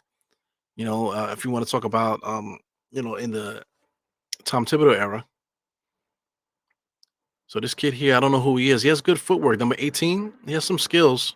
He has a name that nobody can pronounce. His sneakers look like bananas. But the score is 97-74, man. So the game is basically done here, man, guys. It's like you see the cuts. Brunson got two cuts. He got one cut on one eye. He got a cut on the next eye. Both of those cuts happen in this game. Yeah. So shout out to man. Shout out to the mudslide. Shout out to the mudslide. Remember, that used to be the shit. Mudslide. You go to Red Lobster, you get a mudslide. You know what I'm saying? You get a freaking lobster and shrimp and then drink a mudslide. Ugh. Talking about vomit now, boy. Shout out to Antisocial. What's good? What's up with Mega? Hawaiian Punch. She said Hawaiian Punch and triple sec. I mean, that's actually really delicious, man. that's actually extremely delicious. So if anybody that's not like in danger of getting diabetes, try this out. Try Hawaiian Punch and triple sec. That is fucking delicious. I've had that before. Also, what do you want to say? Southern Comfort. I don't know if anybody can stomach Southern Comfort. But Southern Comfort. You want to talk about triple sec? Those type of things. What do you want? Peach snaps. Those type of syrupy kind of alcohols. All those things are really good with Hawaiian Punch and those type of mixers like that, man. So my man Jet said I was allergic to alcohol. Every time I drank, I broke out in handcuffs. Woo! Give me the dad jokes. Give me the dad jokes. That's what we need right now. Yeah, man. I got a problem. I was talking about this with my wife too. Like some people they drink. Yeah, we was watching Keenan. Anybody watch Kanan? Kanan on having to do with the power the power what do you call universe, the power universe on stars. So not to throw any spoilers or whatever, but Keenan's uncle, every time he drinks, he talks too much. He tells everybody all the business and ends up getting himself in trouble and stuff like that. So I mean, there are people like that. They drink and they start talking a bunch of shit. They don't even know what they're saying. They black out and oh man, I apologize. I don't remember that. I mean, dude, when I drink, man, I want to have fun. If I'm drinking, I'm having a great time. You know what I'm saying? If I'm drinking too much, then I'm tonguing down fat chicks at the fucking club. You know what I'm trying to say? And I got a lot of history with tonguing down ugly fat chicks at the club. You know what I'm trying to say? Once I get super drunk there. Shout out to my cousin Eric if he's ghost watching. You know what I'm saying? I went to like a frat party and I ended up smelling like what do you call? Smelling like Arby's by the time I got home. And so like, why do I smell like that? Because I was sandwiched by like three fat chicks, at a frat party, man. So nobody said nothing to me, but I was having a good time though. So I mean, you like drinking, you're supposed to drink to celebrate, not drink to fight. A lot of people too, man. Shout out to my man Mega drinking Hennessy, man. A lot of people drink too much Hennessy and then they want to fight because brown liquor makes you fight.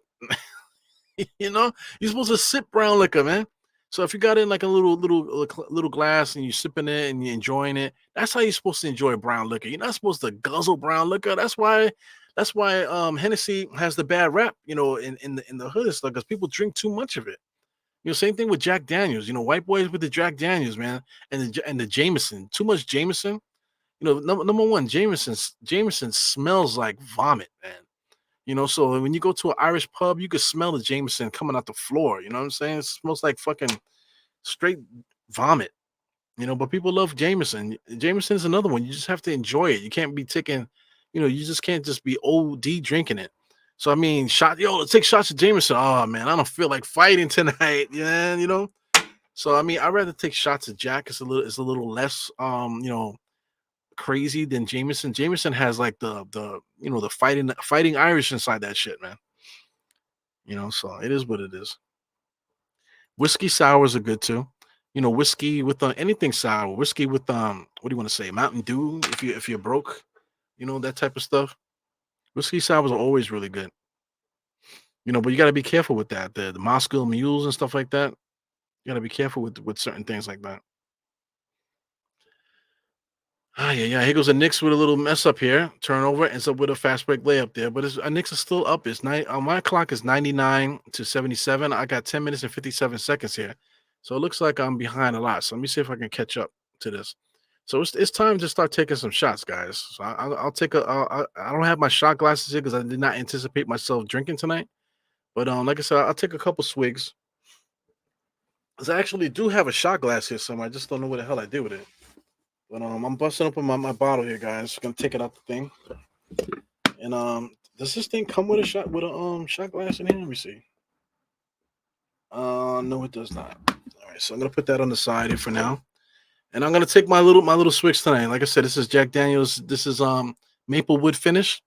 So it's a little bit more drier than a regular Jack Daniels, but it's still pretty good. It's pretty decent. So we'll drink together. We got George Anderson here. What's good, George? I haven't seen you in a minute. So what's up? The host with the most. How's it going? Chilling, man. You know what I'm saying? I make sure I put you guys, your chats in there because Facebook and YouTube can't see each other's comments and stuff. So I make sure I put everybody up there so everybody can see what's going on. He said, Evil says, drunk words are sober thoughts. Yeah, man. Yeah, like a lot of people that have problems with drinking and they start talking a lot of shit is because all that stuff is right at the tip of their tongues and they just too pussy to say it. But as soon as they put the liquor in their mouth, all that stuff comes out. So I never was like that, man, because I've always been a happy dude anyway. And usually if I have something to say to somebody, I would just say it. And liquor's not gonna make me say it. You know, like I said, if you want to get me in trouble, put me in a room full of women and put some liquor down my throat. You know what I'm saying? Then you can see somebody get in trouble. You know what I'm saying? But I'm married. I'm not about that life anymore. So I know my limits and I know not to be drinking if there's a bunch of women around either, man. You know what I'm trying to say? Time and place. So I just trying to keep myself out of trouble. Because number 18, good jump shot there, good looking jump shot. So if anybody I could pull out of this game that I really like there, number 18, I think number 18 has some skills. So I would take a look at him. Josh Hart just got a nice little layup there. So I mean, like it's almost time to start pulling the bench now. So Memphis is trying to fight back here. The third quarter was 28 to 27. So now Memphis is starting to try to make a fight. But the Knicks took care of business in the first two quarters enough to keep them at bay here. So here goes Malachi Finn coming around. Josh Gibson over to Josh Hart for three, no good. Precious there fighting for the rebound back in the Memphis hand. Number 0, 5'8", man, that dude should not be doing anything. He has no speed. 46. Top of the key now. Comes around 45 screen. Over to 0, back to 45. 45 dribbles there. He's cupping the basketball. The referee's allowing him to do that. He launches the three, knocks it down. So, like I said, this Memphis club has been making buckets there. They've been making enough buckets to keep it interesting. But the Knicks they've been scoring too. So this Memphis squad can't really stop. So my man Jamit Jet said, I haven't had a drink since 1981. Hey man, that's fucking awesome. So I mean, drinking. So I still haven't drank yet. You know what I'm saying? I'm talking all the shit to see if it still haven't even put this bottle to my face yet. But drinking is overrated, man. It's good to drink with people, to enjoy the time and stuff. Tequila. I have my issues with what was the tequila that everybody was drinking? What was the tequila that everybody used to drink back in the days? Oh, Patron. Patron was like the big shit back in the early 2000s, or whatever. Patron. Late 2000s. I want to say maybe 2012, 2000, around that time. Patron was popping. You know, orange. They had an orange Patron. They had the I think it was called Citronge. Patron orange. They also had a coffee Patron. So I used to drink a lot of tequila. But I mean, 4 straight shots of tequila is way too much. Anything more than that is like you asking for trouble, man. You're asking to wake up in a ditch somewhere. You know what I'm trying to say? So I mean, tequila is a lot of fun, but that starts the party too quick. So you got to take it easy with tequila. Yeah, man. Belvedere was pretty good. So I mean, did you like the taste of Belvedere? I don't think I liked Belvedere too much.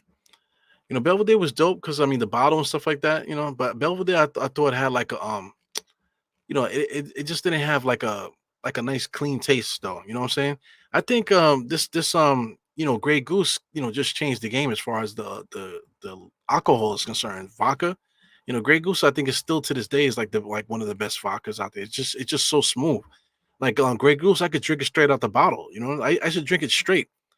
So what were your go-to? So we're talking about alcohol now because I mean this Knicks game is done. So we're gonna be talking about other shit now. So what do you guys like go-to drink, especially when you were partying? What was your go-to drink?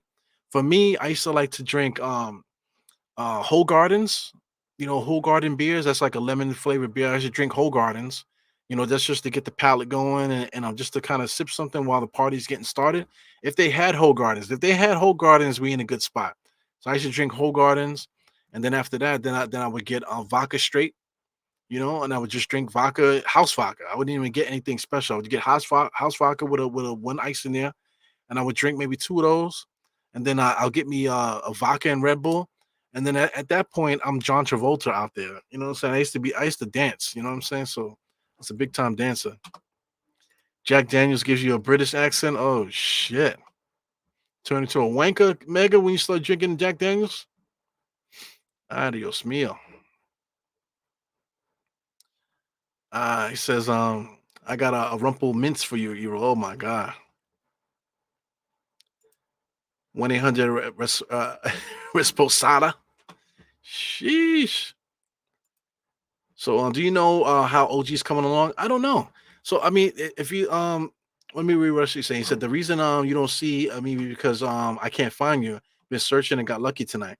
Oh, that's what's up, man. So, I mean, I think Facebook is weird. I don't understand. So I guess you got to you on Facebook. You got to follow and subscribe. I don't understand how it works on Facebook, but YouTube, man, follow me on YouTube. YouTube, hit the just hit subscribe. You should be able to find it there on YouTube. Hit the bell if you want to. I don't ever suggest anybody to hit the bell because that's annoying.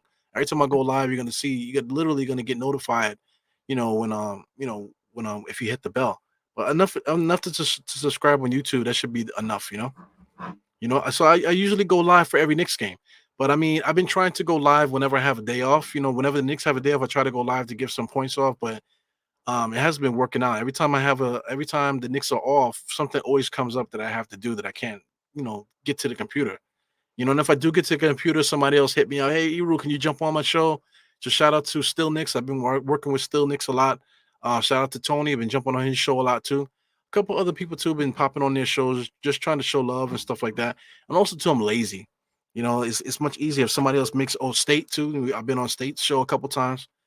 So if somebody already has a show popping, whatever, I just pop on their show. You know what I'm saying? Just to show love and stuff. Jose Cuervo, man, I'm not a fan of Jose Cuervo at all. Jose Cuervo, I've gotten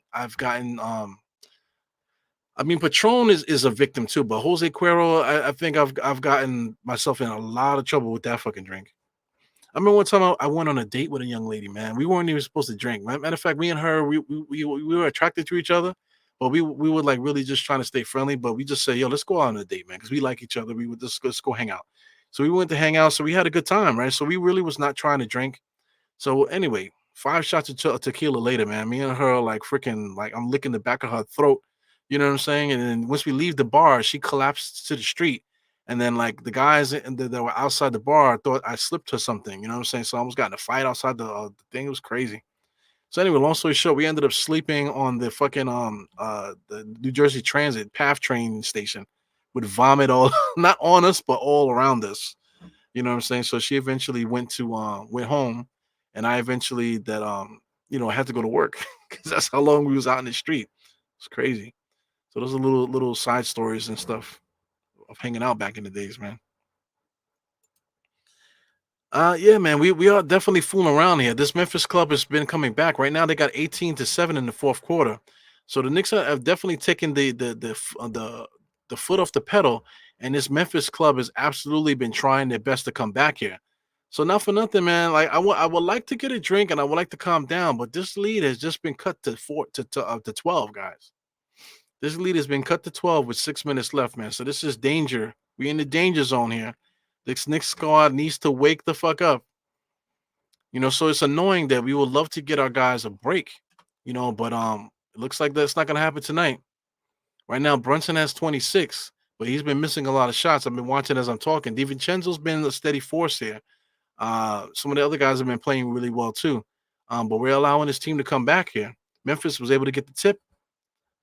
So here goes number 45, finds number 0 wide open in the corner for 3, and he knocks that down. So this lead is cut to 9 now. So Brunson is bringing up the ball to the court nice and easy, man. So what the hell is going on here, man? Oh, man, this Knicks team does not allow us to relax, bro.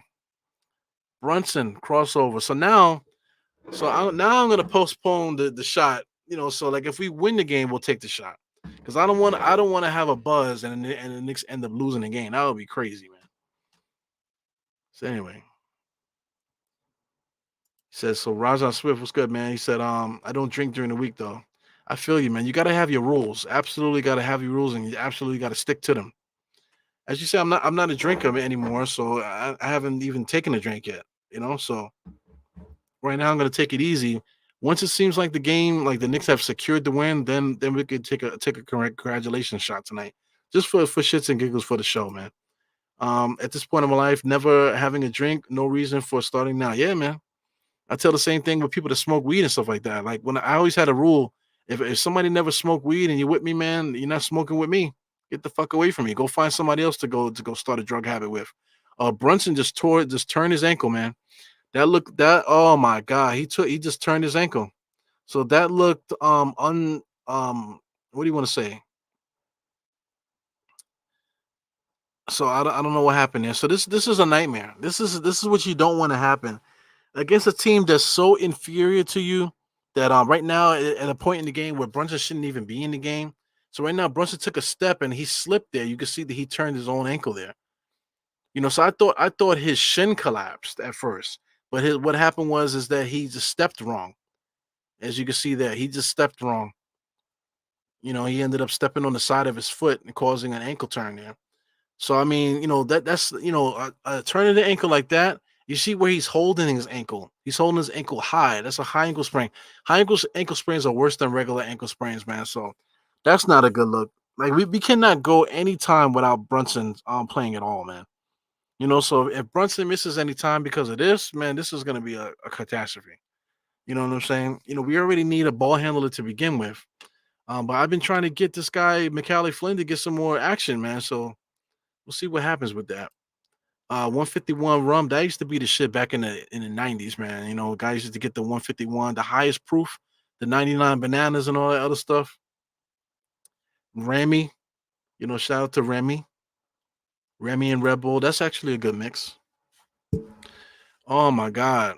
It said lead cut to 15, man. Fast forward, this lead is 10 now, man. So the YouTube is still Die Hard Knicks. Everything Die Hard Knicks. If you want to follow me on any social media, Die Hard Knicks. Die Hard Knicks podcast or just Die Hard Knicks. Twitter is Die Hard Knicks PC.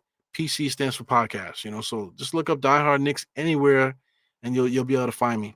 I'm even on audio podcast too, but I haven't been updating the audio podcast at all. Just too much work for me, man, to constantly keep putting stuff out. I just don't have the time for it. Irish car bombs, shit. Nothing fun about that. Getting white girl wasted is not fun, man.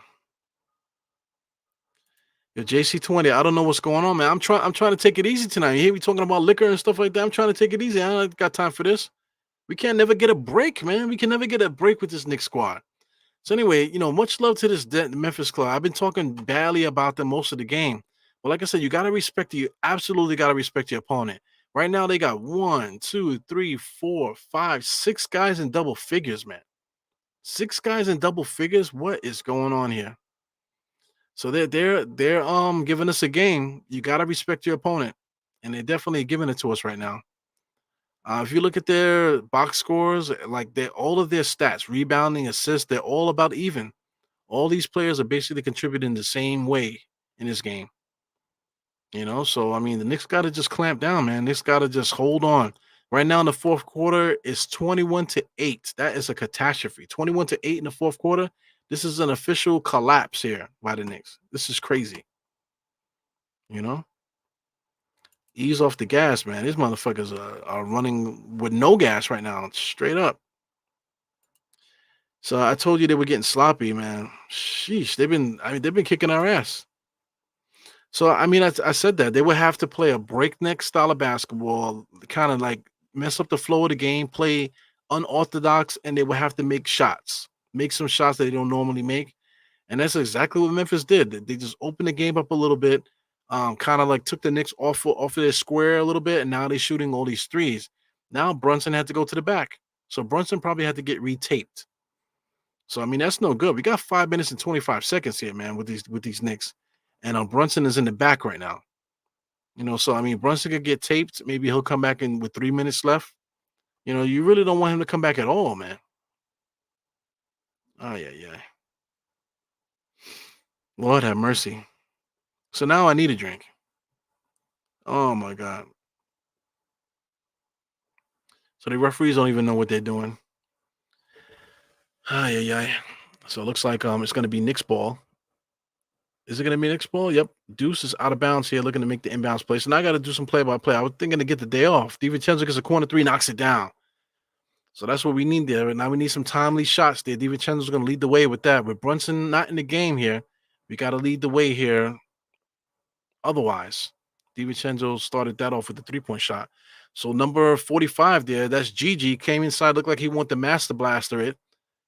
Wasn't able to finish it. Wasn't able to get the master blaster, still able to finish the play. Josh Hart looked like he might have hurt his hamstring just now.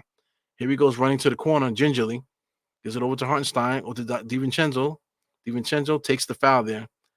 DiVincenzo does a good job of sacrificing his body there. He gave himself enough of a block just to protect the ball, but gave up his body a little bit to take the punch there from the player. So good heads up play there by DiVincenzo.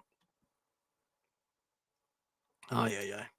This is why I can't be BS in games like this where we should be win, go away. Yeah, man. Defend the three. DiVincenzo to Deuce. Deuce for three. Misses that. Knicks haven't been able to get on the boards too, man. This is a whole different game right now. Score is now 109-97. Very close game now, guys. Still 12-point lead. Roddy with a nice little dribble there. Finds number 5. Sidestepping. Getting all the way into the paint. Left-handed floater, no good. Josh Hart with the rebound. Josh is dribbling. Gives it over to Deuce. Deuce has the ball. Deuce got to give it up. Deuce is dribbling the ball already too much. 16, 15, 14, 13, 12. This is no good. When Deuce has the ball too long, what is he doing? Kicks it out to Precious. DiVincenzo comes around that. Total air ball. Adios mio. It's number 0 there. Dribbles once. Picks it up. 45 has it. Over to Vince Williams. Left-handed drive there. Picks up his dribble. Back to 45. 45 drives to the right. Floater in the paint. Ends up getting fouled there. 109-97. Knicks got to hold on. 3 minutes and 51 seconds there. Brunson is not in the game here. He's in the back getting taped up. Hopefully we don't see him. Hopefully we don't see him the rest of the game, and hopefully the Knicks win without him. Oh, my God. What is going on right now? Yeah, man. If Brunson is hurt, we be out 4 of our starting 5. Yeah. Like the majority of our rotation will be out of this game. And it's not the best time for everybody for your key players to be out, because if we're looking to make a trade, so now we're not playing what our key guys playing. So now when we make the trade, we don't know how these guys fit. So now the people that we trade for, if there is a trade, they're gonna have to play major minutes here, and not really be a part of the true team. So anyway, Memphis cuts the lead to 109-100 now. So anyway, I'm behind. I'm at 342. So the Knicks are going to dribble here. It looks like the Knicks are going to get blocked. Yes. Here goes a fast break by Memphis. 0 starts it, gives it to Roddy. Roddy with a full head of steam all the way to the basket. Misses it. But number 55 comes in there and gets the dunk. So number 55, that might be his second rebound of the game. No, he got 5 now. He got 5 rebounds now. Josh Hart picks up his dribble, gives it to Deuce. So Deuce here in the fourth quarter. Deuce holding the ball already. 12, 11. Still holding the ball. Mid-range jump shot off the front of the rim. Precious in there, able to tip it in there. So 111 to 100 on my clock. I'm at 3:05. Here comes 0. Dribbling comes around the screen. Gets it number 21. Number 21 just launches it, and he knocks down the 3. Nice and clean, man. So my man NYC Ball said defending three. We are not doing that, man. These guys are shooting shots they don't normally make. That's exactly what I said. I think I spoke that into existence, man. Sheesh. Josh Hart on the left-hand side being guarded by 45 all the way to the basket. Tried to make a layup, ends up getting fouled there, but that was a complete turnover there by Josh Hart. Got bailed out by the refs. So number 45, that's GG Jackson. GG is their young player. So I mean, he's coming off right now. He only played 18 minutes. So I don't understand why this kid is not playing more minutes than he's playing. It's not like he doesn't earn those minutes. You know, he hasn't really turned the ball over or anything like that. He has 0 turnovers, 0 fouls. He's playing extremely hard. He's rebounding the ball well, making threes and everything. Why isn't GG getting 30-something minutes? I just don't get it. You know? He's a good player, man. So, I mean, the Knicks have got to hold on here. Josh Hart makes his free throw. So, we got 113 to 103. Knicks are up by 10.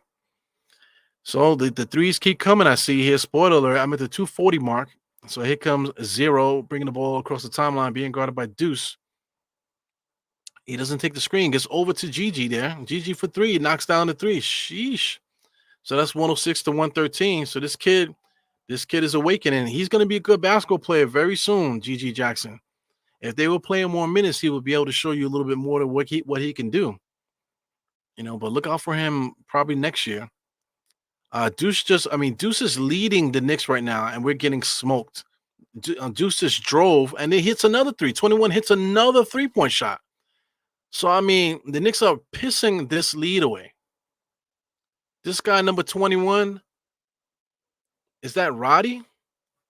With another three-point shot, just walking down the court and just knocking threes down. DiVincenzo's leading the point now, top of the key. Looks like the Knicks are going to get a three here. DiVincenzo just launches a three and knocks it down. Man, that's 116 to 109. So, I mean, the Knicks need to stop the ball here. We need to get, I don't know what's going on here. Number 45, spin moves in the lane there. Hartenstein, good defense. Stayed down, slapped it, ends up going out of bounds. It will be Memphis ball. So no foul there, thank God.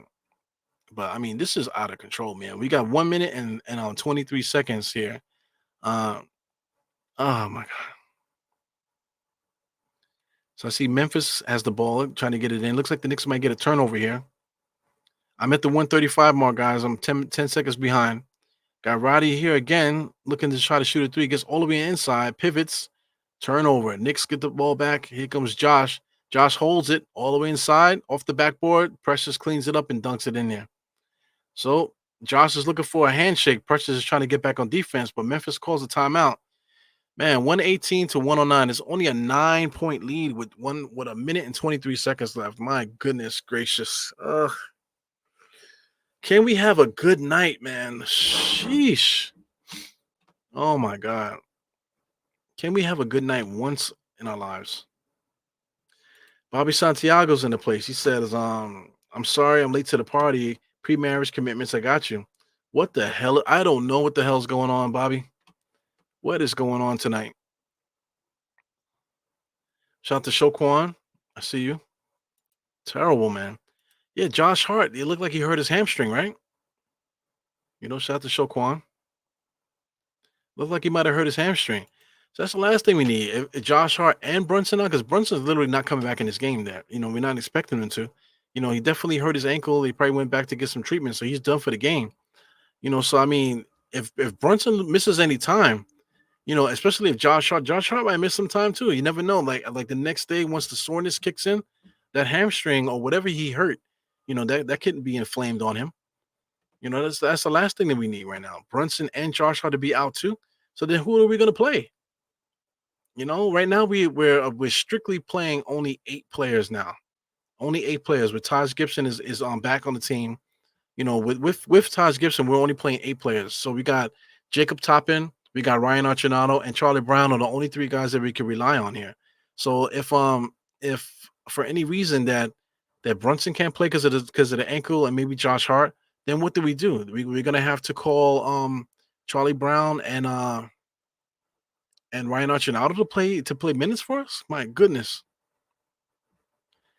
So we're playing so well though. We're still able to get wins even though we're depleted right now. So that's a big thing there.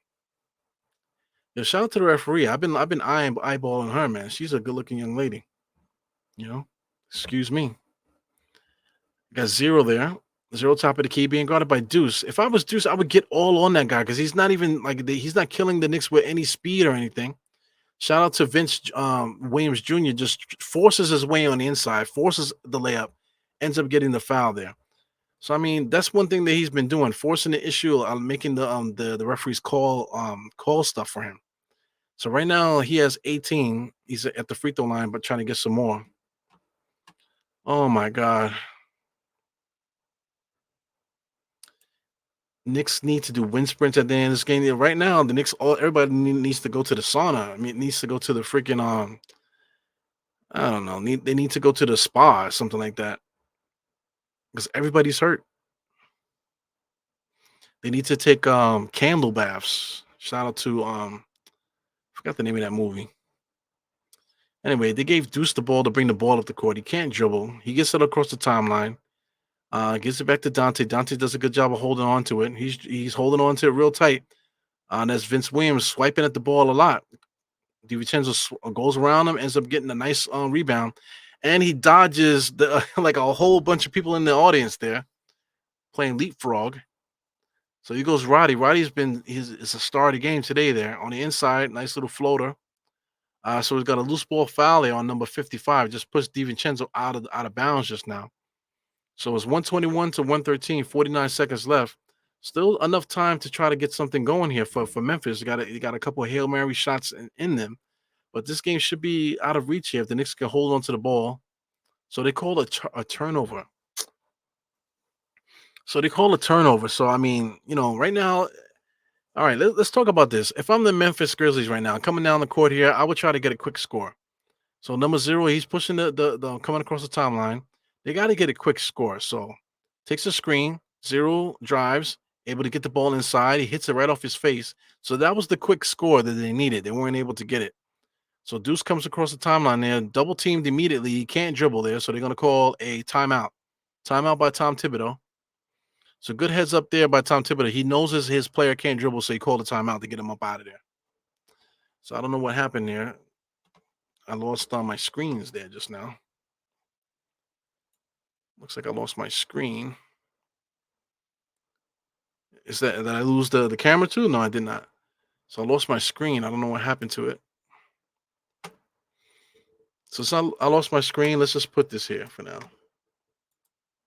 So my screen tapped in. So we'll be using ESPN for the time being. Man, this is crazy. Unbelievable. I was just about to get fucking wasted. We was about to start talking about, all type of ratchet shit in this pod. But now look, game is back in and we're talking basketball again. Yeah. I was hoping to see Jacob Toppin. Jacob Toppin was hoping to see Jacob Toppin. A game like this, man, we're still playing a hard 8-man rotation, man. So, we need to get some of these other guys in there. So, like I said, Brunson is out. So now somebody that hasn't played is going to have to play. So it's hard to contribute if you haven't played. You shout out to Jericho. I forgot to mention that Jericho is hurt now. So I mean, it's like every game we're losing somebody. At least every week we're losing somebody. So this guy OG, we was talking about it earlier. Tom Thibodeau said that he still has the information, but he says, hey, you can't like argue with the medicine. You know what I'm saying? So whenever they clear him, he's cleared. So he might be a little bit annoyed. I get that because it's supposed to be elbow information. You can't play with the elbow information. So maybe it could be more than what he's leading up to. Like I said, I can only think of lifting weights because I know if you lift too heavy, like you can really inflame your tendons in your elbows. So that's a possibility. So the Knicks got to play keep away. You got Malachi Flynn and Dante in the backcourt right now. You got to play keep away at this point. Knicks have nothing going for them right now, so keep playing keep away is a good way to hold on to this lead. I mean, so right now, DiVincenzo's got some free throws, 10-point lead with 19 seconds. Can we drink now, guys? Can we drink? I think we need a drink tonight, man. So like I said, I saw some other people, they had some Hennessy. We had some Jose Cuero. We had some other stuff too, man. But this is my personal bottle here, so I'm gonna take it to the face. I try to pour it into my mouth here. Because I'm not sharing this bottle with nobody else. It's just only for me here. I would prefer to have a cup though, man. I don't know. I would prefer to have a cup. But I don't know where my cup is, man.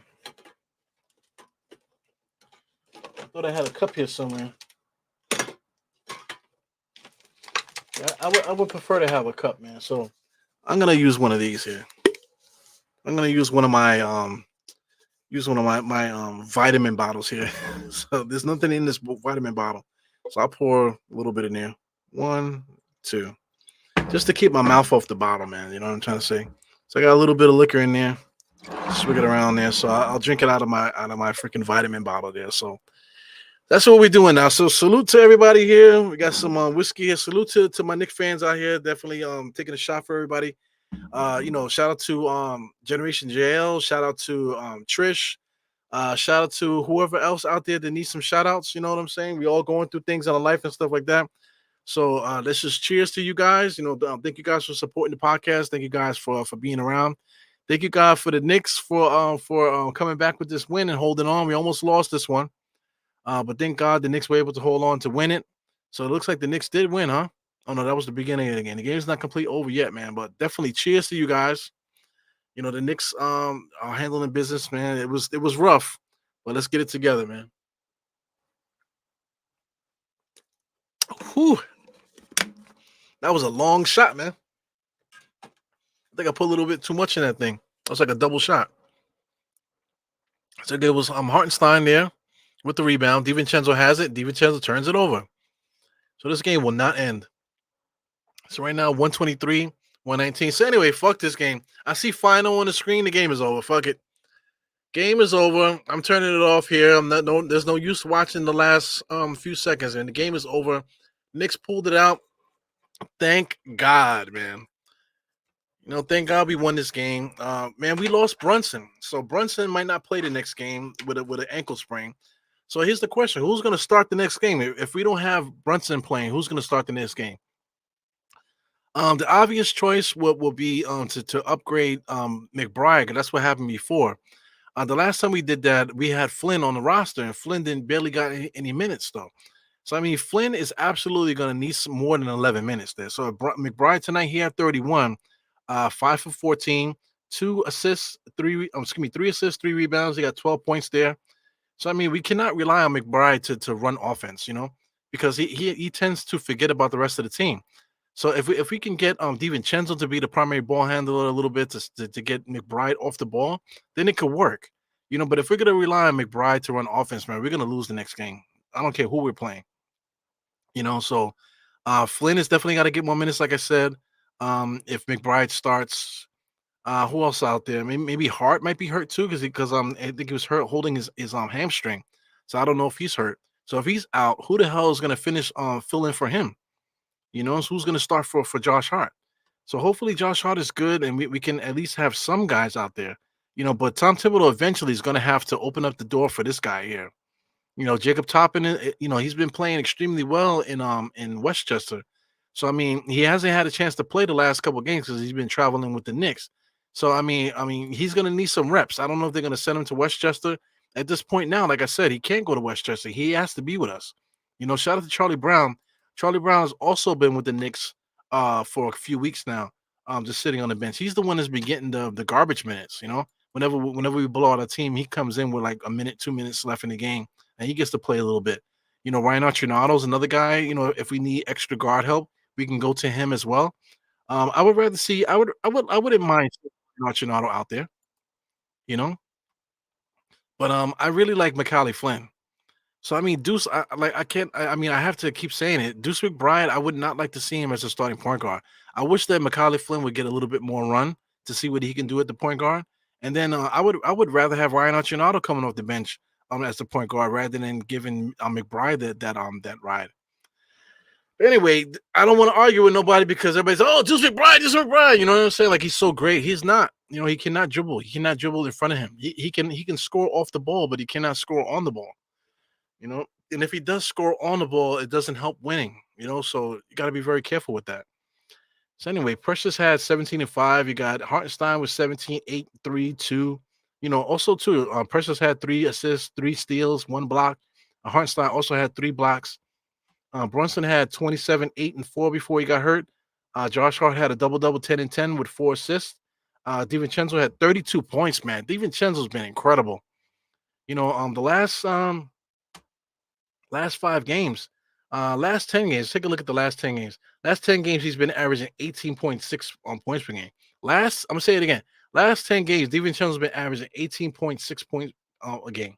3.6 rebounds, 3.3 assists. 1 steal per game, half a block just about. Great, not great, but 38% from the three, 76% from the free throw, 42% from the field. So I mean, big time stats here. He's having a breakout season on DiVincenzo. They're absolutely playing out of his mind. 12 points per game, but that's only because the beginning of the season he spent off the bench. So the second half of the year, like I said, last 10 games, he's averaging 18 points per game. So this guy is giving us everything that he has here, man. So shout out to DiVincenzo. Um, but it is what it is, man. The Knicks need to get healthy. I don't know when we're gonna get healthy, but we need to get healthy soon. Trade deadline is coming, guys. It's gonna be a lot of content on the internet. Shout out to the Morning Brew Sports. They're gonna be doing a podcast from 10 to 7 straight on their channel. So you might see me pop up on their channel at some point during the day to contribute to that. Also, too, I don't know what's going on with Sim. Sim is more than likely gonna pop in and do something as well. We didn't talk about that, but I'm quite sure MBK is gonna do something as well. So I'm gonna pop in. I'm gonna try to contribute as much as I can on Thursday to the celebration. But I think I anticipate the Knicks, if they're gonna make a trade, they might try to push it to tomorrow because we can't show up to the next game. I'm still missing players. But guys like Grimes, guys like Fournier, and Mitchell Robinson too. Those guys haven't been playing. So if we make a trade involving those guys, it's not really going to hurt the Knicks because those guys weren't playing anyway. You know what I'm saying? So that might not even be a factor there. So I mean, I guess the Knicks could wait till the last minute, and see what they do. But I'm hoping that they can make that trade and then and have extra players available for Thursday. That would be excellent. You know. Right now we got a day off, so Brunson gets a day of rest. For Thursday, like I said, if we can make a trade and get some extra players here to help the cause out on Thursday, that would be fantastic. Then maybe Brunson could sit out. If we had an extra ball handler or extra scorer out there via trade, then maybe you could just let Brunson relax for an extra game, and then he could come back afterwards. I think that would be ideal. But we'll see what happens, man. I really think the Knicks might make a move, especially now that we've been plugged by the injury bug now. So hopefully, if we make a move, that we make a move that doesn't really change what we do too much. That's what I'm afraid of. I'm afraid of getting that player that requires so much usage that it destroys what the Knicks have been doing up until this point. So we got to be very careful with that because I mean we've been winning a lot in 2024, but we can make the wrong trade and end up losing a lot and balancing it out. That would be a nightmare. So anyway, thank you guys for popping in here, man. So thank you also for sharing the shot with me too, man. If you guys drink and you took a shot with me today, definitely bless you guys. God bless everybody in the chat, everybody that needs it. So Trish the Evil gonna be acting out of drink with his Daisy Dukes. Lord have mercy. Daisy Dukes, dude. Jesus Christ. Dwayne Dennis got a big paragraph, boy. He said 31 games to go. If we don't pick up another piece at the deadline, we drop out the playoffs in the first. Damn, son. I mean, Dwayne Dennis be on some bullshit. Then he says, "I'm sorry, Lord have mercy." He said, "If we don't make a trade, then we're gonna be out of the fucking playoffs, bro. First round out and all this bullshit." God damn, Dennis, Dwayne Dennis, what is up with you, man? Uh Brunson, like we already talked about, Brunson, do starting. I don't know about the Brunson starting, man, but that's what I'm trying to say with that Dejounte Murray. If we get Dejounte Murray here, man, he's a 20 point a game scorer. He might come in and might play actually pretty well, but then once we get healthy, you would hope that things go seamless. But there's another scenario where we could possibly go left, where adding the extra talent changes what the Knicks do. So then the Knicks have to reinvent themselves at the end of the season, which is not the best thing to happen right now. So I wish we were healthy. If we were healthy, then having DeJounte at that moment, we'll be able to seamlessly get him involved. But if everybody's hurt, then it becomes DeJounte Murray's team right away. And I don't think we're ready for that. Yeah, man. So a lot of people are down with Murray, man. I'm good with it too. I'm good with whoever we can get. I think whoever we get, we'll be able to use them, and I think it's great because we're not going to be trading players that we're actively using. We're trading players that we don't care about. So definitely a good look there. So Jarrell saying goodbye. Who else saying goodbye? Not Knox. Who said Kevin Knox? Somebody said Kevin Knox. There you go. Mega says Kevin Knox is on the way. He might be. You never know. Kevin Knox might come along with Alec Burks and stuff. Not for nothing. Kevin Knox with the 3-point shooting off the bench might be decent. You know, Kevin Knox actually been playing decent defense too with Detroit. So him coming here playing 3, and then maybe Alex coming here as the extra ball handler, extra scorer, you know, off the bench. That might actually be a good look. You never know, because the Knicks need the 3-point shooting. You know, if we can have the extra 3-point shooter, you know, that definitely will come in handy. But I don't know what happens here. So anyway, Mega's kicking me out. Who else? You know, Jarrell is kicking me out. So let's get up out of here. Go enjoy your favorite post-game show. Everybody has one nowadays, you know. So please get out there and support Knicks content. Bang bang, and we up out of here. You know, you like to clap them cheeks, especially if you've been drinking a little bit too much tonight. Let's clap them cheeks, guys, for the Die Hard Knicks theme song, performed by Trav B. Ryan. Enjoy the video. Goodbye.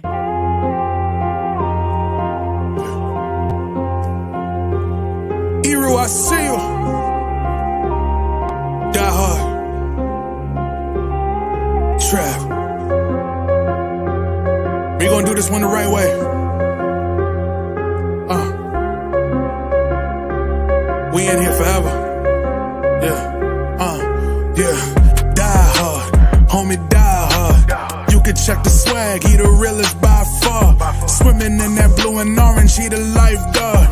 Yeah, he been through pain, at least he got some nice scars. He can smell a trophy, yeah, you need it back to back. Represent himself, his own name is on his back. 10 toes down, try to stop him, he come back. Bandwagon hoppers, he will knock you off your tracks. You ain't saying nothing, Nero been here from the start. He been working in the lab to take his team and make it art. See him going over film to help him build and make him smart. He will tell you how he feels because he's real and he got heart. He will never fade away, he will never change his face. Everybody picking faves, and he's feeling out of place. Cause he is for the team, man, he always rep the squad. Like that Christmas movie, he gon' always die hard. City on my back. They ask me what's my name, and it's on my back. I'm just speaking facts. We got big dreams, we ain't looking back.